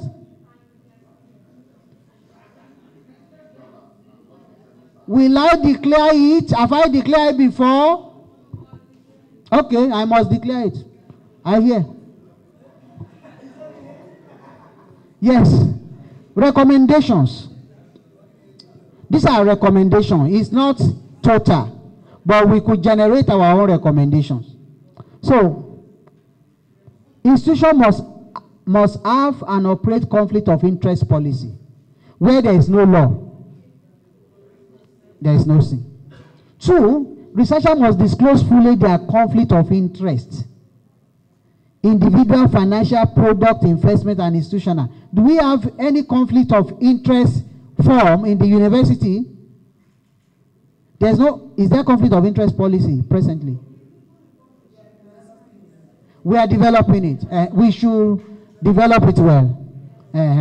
So, yes. And institutions should use independent ethics committee that is not institutional. In case of that, I think the safer thing is, if it's an institutional research, it should go to another independent ethics committee, like the national. If it's OBAFEMI AWOLOWO research, it should go to HNREC in Abuja. They should review it so that they will be objective about it. Institutions should use independent ethics committee, community layperson representation, and the diversity of professional on the ethics committee. A layperson. Have you ever heard an ethics committee? How many minutes? Okay, committee meeting, and you have have you ever gone ahead without the layperson being at the meeting?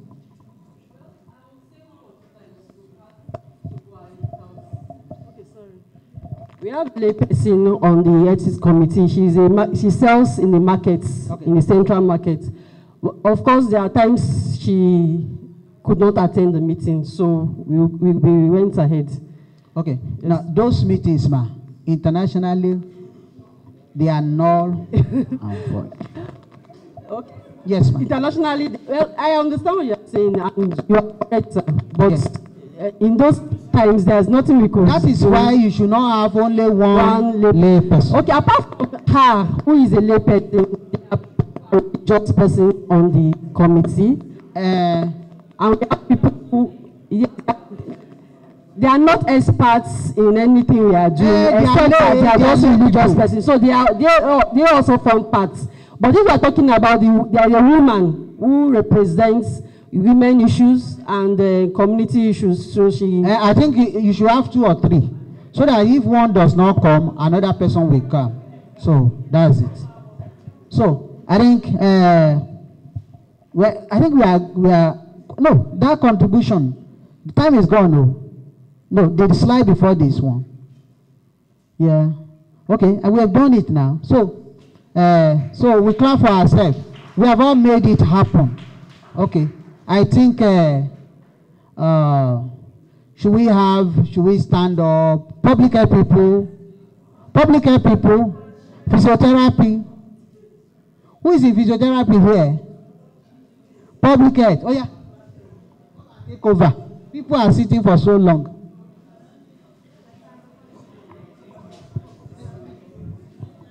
Okay, let's all rise up, please.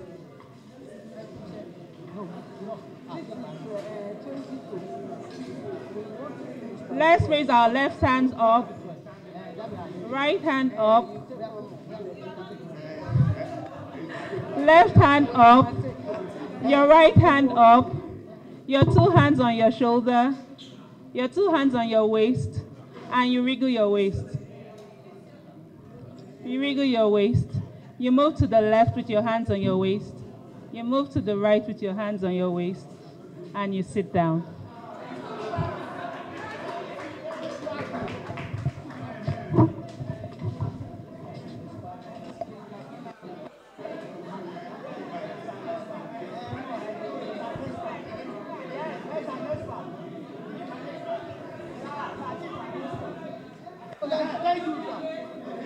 No, because of the time, we may not take another one. It's okay then. Because we want to finish by 12. So what about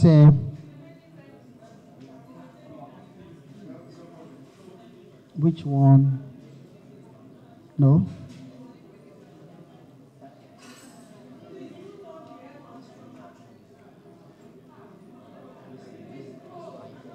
This yeah, yes.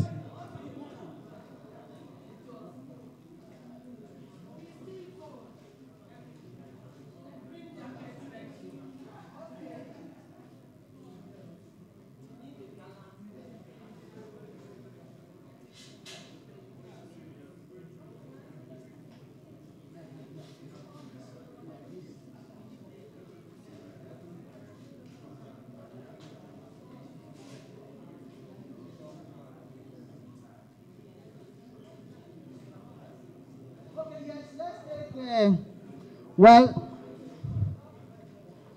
we will not be able to take it all, but we have the slide.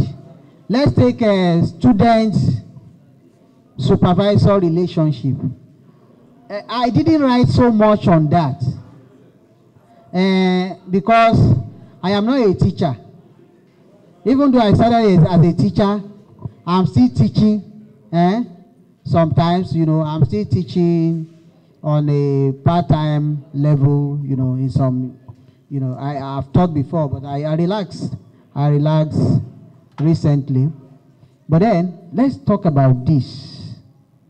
Research ethics, research integrity, and responsible conduct of research. When I was researching on this, if you see what I saw online, I don't want to tell you, but I want to ask questions.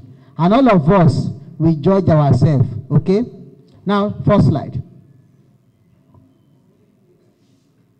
Well, I don't want to presume that everybody is not aware who a student is.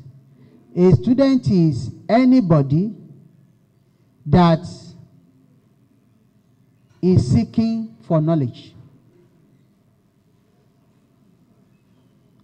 in a formal setting. That is my own layman definition about it. So, and a supervisor or a lecturer is somebody that can give knowledge to somebody that is seeking knowledge in a formal setting. Okay, now, must research topic be forced by the supervisor on the students?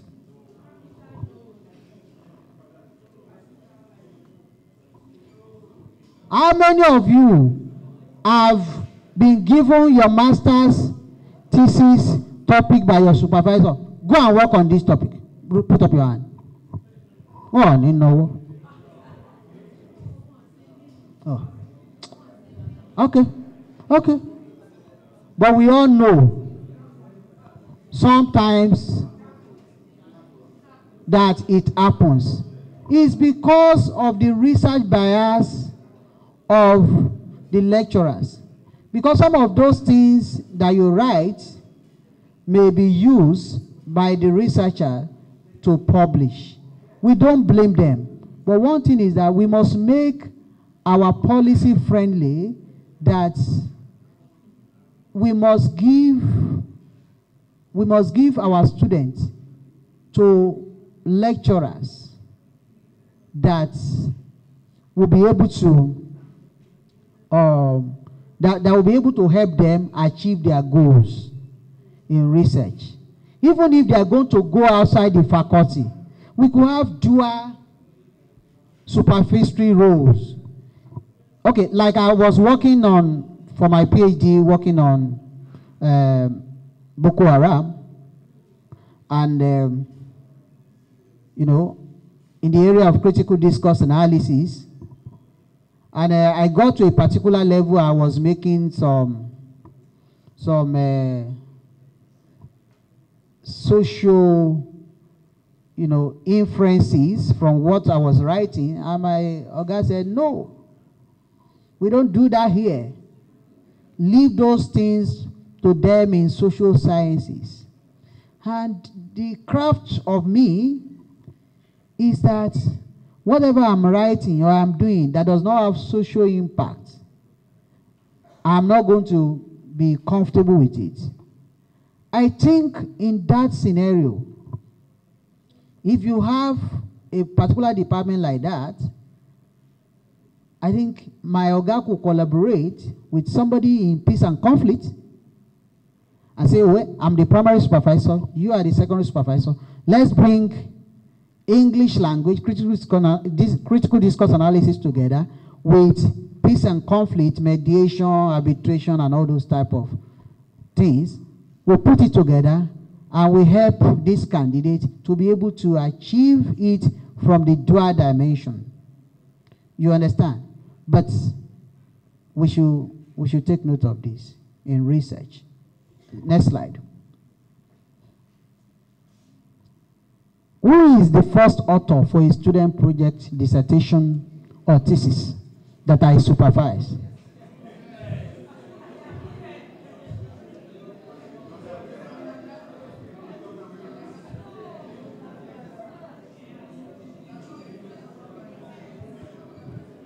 I am not here to touch on nerves, so please, if I'm getting out of my domain, please, better tell me. Yes, somebody wants to say something. Okay, people that have not spoken before. If the supervisor, hello? Yes, sir. If the supervisor conceived the idea, I think what matters is the conception of the idea. And there should be a mutual agreement. If the idea, the conception of the idea is from the supervisor, I think it is not wrong for the supervisor to be the lead author. Thank you. Must the supervisor, a supervisor that what it sought, conceive an idea for a master's or PhD student? No. So if it is no, but some students are very weak, they rely on their supervisor. That means they are not good for postgraduate program.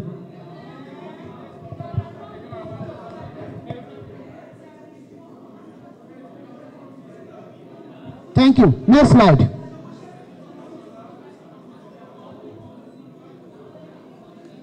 Now, excuse me, sir. In OAU, do we have a course that is called research methodology? And all the master students will do research methodology and PhD level, and you still say they cannot conceive an idea?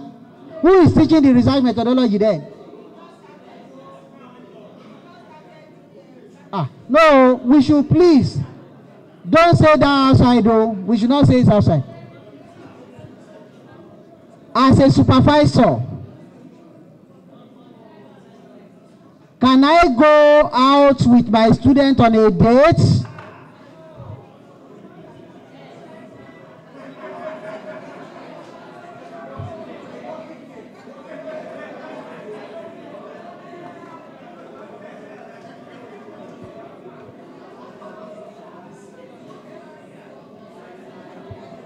Hello, sir. Hello, sir.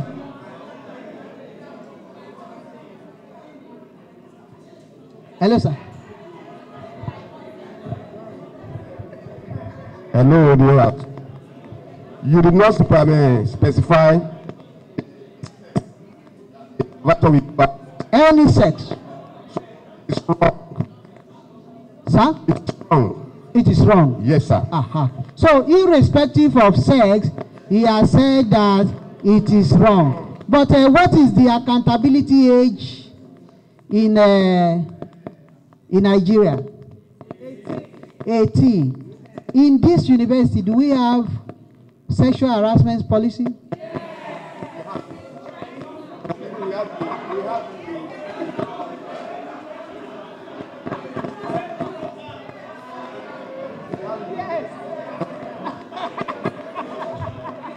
Number two question. Sir, I have a different opinion. If it's a male supervisor that is interested in the female student, a PG student, and you actually want to marry her, then why not? You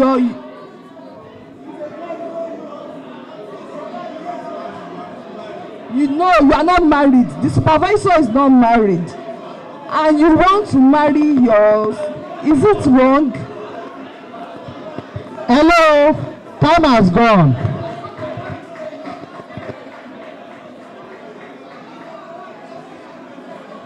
I shouldn't have taken this slide, so I will have taken another one. We all know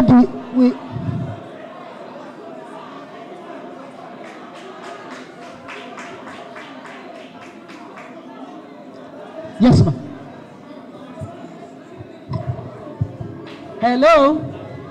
Hello.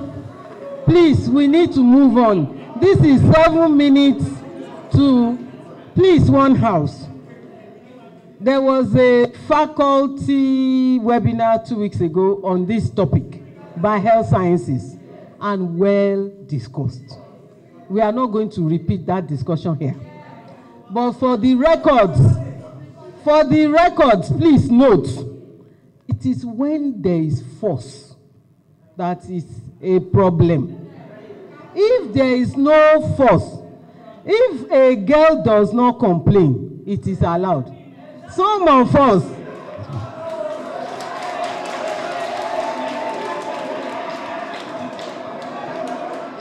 you didn't let me finish, oh. You didn't let me finish.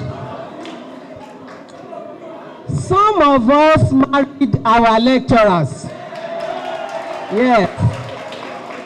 I stand guilty. It was not by oppression. It's not a case of, if you don't marry me, you will not pass. So there is a difference. Please, let's go on. Thank you. Well, I think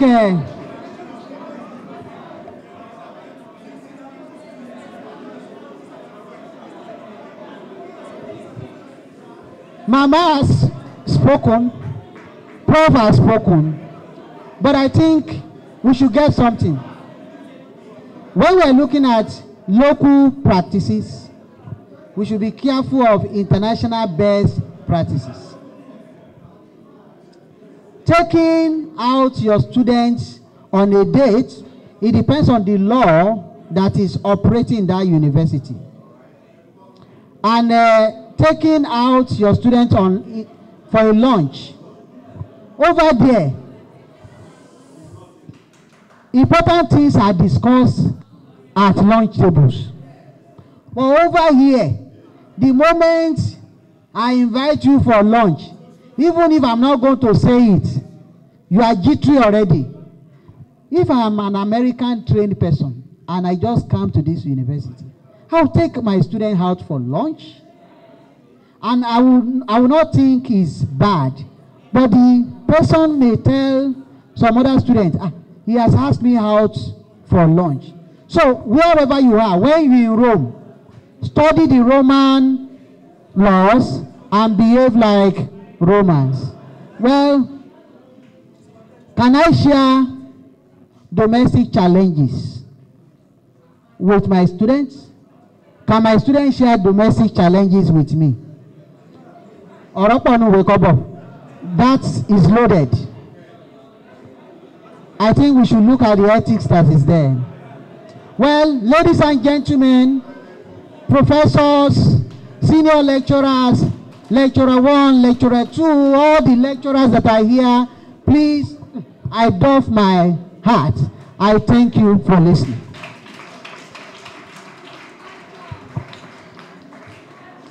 Hello. It's a few minutes to 12. We want to thank Mr. Akindele for keeping to time. We started exactly at 10. Those who came early know that we started at 10. And next week, Thursday, by the grace of God, we are starting exactly at 10. You can see it's getting more and more interesting. Next week, don't let me preempt, it's going to be even better. Now I'm hearing questions and answers. If you want to stay and hear questions, please, we will invite Mr. Akindele back to take questions. But if you have to leave, our 2 hours is up. You are free to leave. I wish everyone, we would contain everything within the 2 hours, but it's not possible. Shortly after this, I'll send the slides to you. If you have questions, you are free to interact with him. But let me say something. I wanted to give an example on what is not ethical. A PG student came to me when I was dean and complained. His supervisor, whenever he had a party, would ask him to carry him, drive him in his student's car.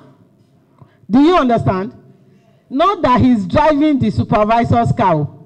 It is the student that will fuel the car, drive it, and take him and bring. Now I challenged the supervisor. Hear what he said. And that is the time we discuss his project. And I said, no problem, sir. Does that student have the opportunity of writing when he's driving? Is that the only time available for you to interact? An abuse is an abuse. You see, like Mr. Akindele has emphasized, the world is now global. You will publish and you send to a journal, they will ask you conflict of interest. You need to know what it means. They ask all sorts of questions. You need to know what it means. People have asked, is it all areas of research? Honestly, I've done almost 30 years here. I never asked for ethical review. But when we got an IDRC grant and we needed to publish, the journal we sent our paper to asked for ethical clearance. So we had to go to the ethical, we paid 25, was it 25 or 20,000? We even had to revise our protocol before we got that clearance. So I'm just saying this to say that the fact that you've not been doing it does not mean that it cannot be done. It depends on the journal. Different journals have different standards. And if you want to publish in a good journal, you have to follow their protocol. Thank you. Mr. Akindele, please come back. Mrs. Olumakaye, Professor Olumakaye, she will handle the questions and answer session. She's also a member of the team organizing this program. Let's give it up for Mr. Akindele. I'm sure we really had a nice time. We cannot exhaust this topic. It's very, very, very germane. When you talk of research ethics, academic integrity, and responsible conduct of research, there are issues in the university.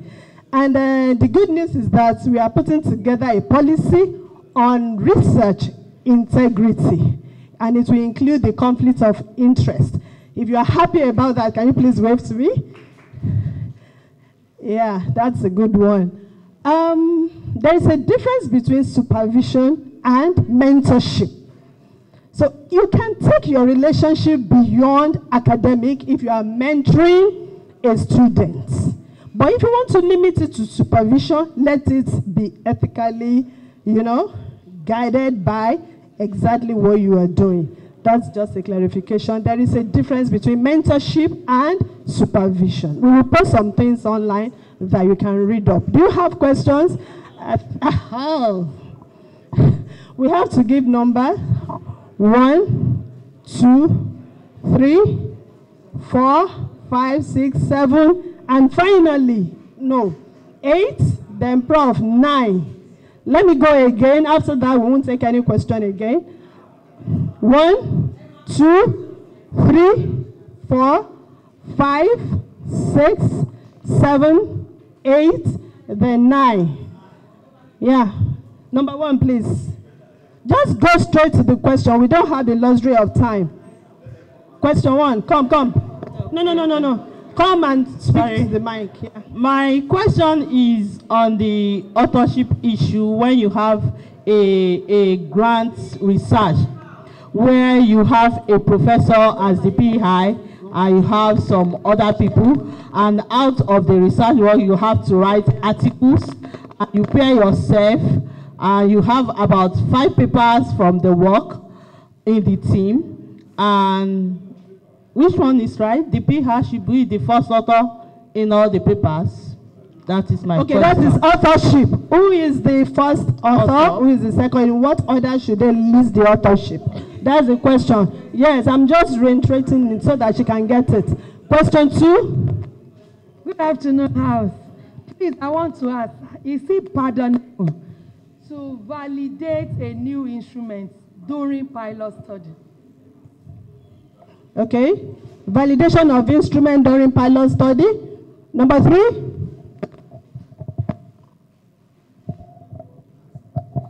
My question is on the relationship between a supervisee and a supervisor. And I'm wondering why it is a problem when a female has a male supervisor, and then maybe they go out for a date just to eat somewhere for a lunch. The voltage of gossip and eyes goes high. But when it's a male and a supervisor that is a male and a supervisee that is a male, nothing happens. If you visit, you can visit your supervisor and you can go out with your supervisor, no problem. So what's the question? Yes. So what is the problem? Is it that I feel it's an insult on women or on ladies? Because does it mean I can't think for myself? Does it mean I don't know what I want, that you are now thinking that maybe because you saw me with my supervisor, you now think that, oh, they have... Right, that's an insult. So that's an insult. Please, I want you to throw more light. What's the reason for that? Okay, yeah, we've heard that. Thank you. That is talking about harassment, kind of. People term it to mean harassment, or like you are having a relationship with your supervisor, even when there is nothing going on, just to go for lunch. It's because of our culture. We are not matured yet. Number 4. Thank you very much. I actually have a comment and one question. My comment goes to Professor who came from Research Ethics Committee. I will please appeal that you organize a kind of awareness campaign, meeting like this. I will appeal that you organize a kind of awareness campaign so that we can know more about research ethics. Most of us are just hearing for the first time that you exist. Wow, I'm sorry. That's interesting. You are from which department? I'm from Mathematics Department. To introduce yourself and the department. Okay, I am Dr. Edeji from Department of Mathematics, and my models are usually on my computer in my office. Okay. So I wonder what I need ethics people for. So if you train us or if you teach us, educate us, then maybe we can begin to talk to you more. My question, how will there not be conflict of interest when a student is going out with the supervisor, regardless of the sex, during the research? Going out dating involves emotion. So I still find it difficult to wrap my head around it, where there will not be conflict of interest while that research is ongoing. Thank you. All right, thank you. Number 5 now. Yeah, thank you very much. I just want a clarification. Sir, you said it is not right for a PI or a supervisor to give maybe a topic to a PhD student or a master student. I'm not sure if I'm right about that. Topic, a project topic. Okay. What of a situation whereby there is an existing grant and there are topics already that need to be addressed, and the student is admitted into that grant? It's even happened abroad. Yeah. Thank you. Okay, number 6. Number 6, we have 9 people. Actually, that's the question I wanted to ask also. But apart from a grant, sir, maybe I'm the supervisor now. I don't have a grant, but I have what I'm interested in. I have an area I'm interested in. So if you want to work with me, you must be able to work in that area that I'm interested in. But I think the only thing is that maybe I have some problems that we need to solve. The student can now come up with specific ways of solving the problem. But the conceptualization is from me, because that's the problem I want addressed. Thank you, sir. Okay, it's just a comment. It's not really a question. Okay. Number 7 or 8? Okay, number 8.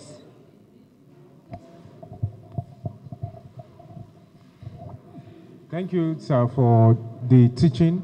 I would like you to please help me explain some of the abbreviations you took for granted. For example, what is a PI? And what is an IRB?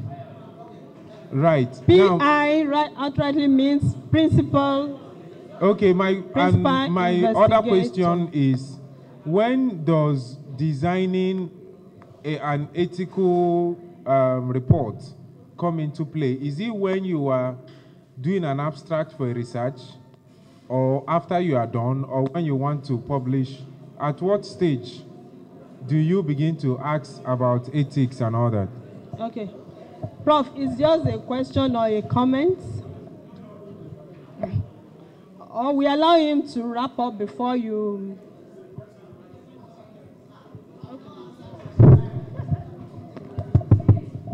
Thank you, presenter. I just want you to, in a very succinct way, to summarize the quantum effect of one institution that abides by all these norms that connect integrity, ethics, and compliance in terms of the quantum leap, and another institution that turns a blind eye. I want you to match the two scenarios. To succinctly capture that, that's talking about reputation of the university, effects of conflict of interest or research ethics and integrity on the reputation of the institution. Thank you, sir. Thank you, everybody.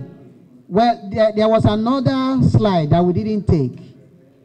There were some other slides that we didn't take that talk on that. Let me start with Prof. If you go to ORI, you can just go online now, ORI, Office of Research Integrity. There are a lot of universities that have been indicted. That have been indicted because they did not comply. Do you think Harvard will fall victim of research non-compliance and integrity? They are there. Big names. Yes. ORI, just go online. Office of Research. You will see cases of research misconduct. Harvard is involved. You know, some big names are involved. And the implication on the researcher is that a researcher that is an independent researcher may have his research supervised for 5 years. You are a professor and they are supervising you for 5 years because of lack of compliance. It's embarrassing. Please, we should comply with research integrity. To my legal, will I say friend now? Yes, you are my friend, sir. Because a friend of my friend is my friend. Now, a PI is who they call principal investigator. In a secondary school, you have the head as the principal. He is the arrowhead. And a principal investigator is responsible for the actions and inactions of that happen in any particular research. You talk about research design, research ethics. When should we do it? We are talking about the moment we are thinking research, we should think culture. Culture is the ethics. Ethics will dovetail into regulations. Regulations must be obeyed and must be complied with. There must be honesty and integrity in the research design. That means research ethics protocol has to be designed for the research ab initio. Because some people finish their research and they want to now ask for research ethics approval. No, that is medicine after that. Yes, ma. With you, ma, you are thinking about women, insult to women. I am a focal person for gender mainstreaming. And thank God I live in guest hostel. I could defend the integrity of womanhood, even at the Supreme Court of the United States. Because I believe in women, I believe in the girl child, and I believe in protecting them. Ladies and gentlemen, if we are not going to deceive ourselves, our society is not corrupt, you know, it's not full of corruption, but full of corruption, you know, very thick level of corruption. Now, if that is what is in our society, we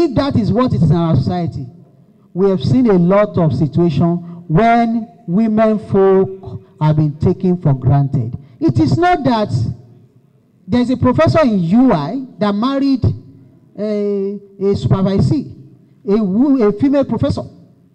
So it's not that it's your way, but Madam has concluded it. If it is not by force, it is not against the law. If it is by force, it is against the law. Yes, there was another question on authorship. Authorship. Somebody that is coming in because there is a grant for molecular biology markers in a particular research knows that he must do that from the beginning. Okay? But at the end of the day, note something, that the work should not be done by the supervisor. If you are producing a PhD student, and that PhD student cannot even think of how to craft a research topic for himself, how do you expect him to train other people tomorrow to craft PhD topic? So you can help him to craft, you can help him to think, but the conceptualization should not be your own business if we are to do well for the system. So I am not in that area. I'm not an authority, but my authorities are here. they can validate it or not. Validation of instruments during pilot study. What is a pilot study in the first instance? A pilot study is a study that is not a full-fledged study. And if you want to use an instrument, okay, if you say that an instrument that you want to use is not validated, and must you validate it before you use it for pilot study? It's like somebody that is a learner. A learner, you put him on the road, and you put learner at the back, okay? And the first vehicle that you have given to the learner is to drive a Dangote lorry truck. I think he should start from the known, before he goes on to the unknown. Somebody that cannot use an existing instrument, how will you say the person should use an instrument that he or she has to validate? I think that's my thinking, but the people in our professors can shed more light on that.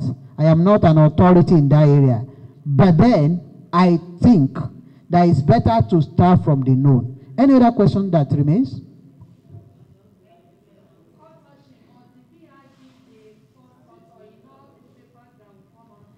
The PI, like there could be multi-center study. The PI in Nigeria, if there's a paper from Nigeria on that very particular grant, I think the PI, the co-PI in Nigeria should be the lead author here. It's not in all cases. It's not in all cases.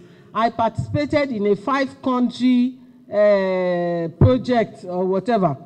And my own section, food, what we just did was that we put the PI on all the publications, but the name of the PI was at the end. Yes, because it's not corresponding. It was not, it was just tagging at the end.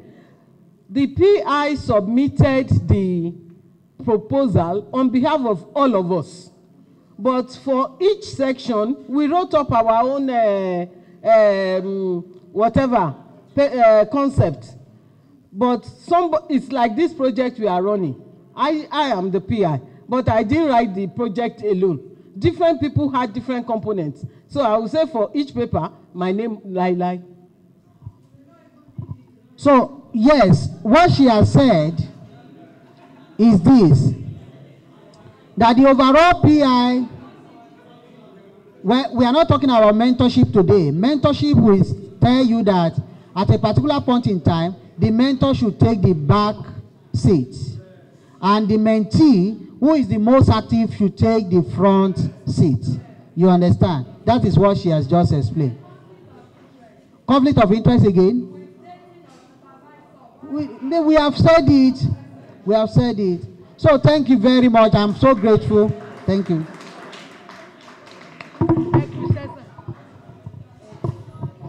So on this note, we want to say thank you to our resource person. Thank you to our participants. See you next week. And thank you to all the support staff. Have a lovely day.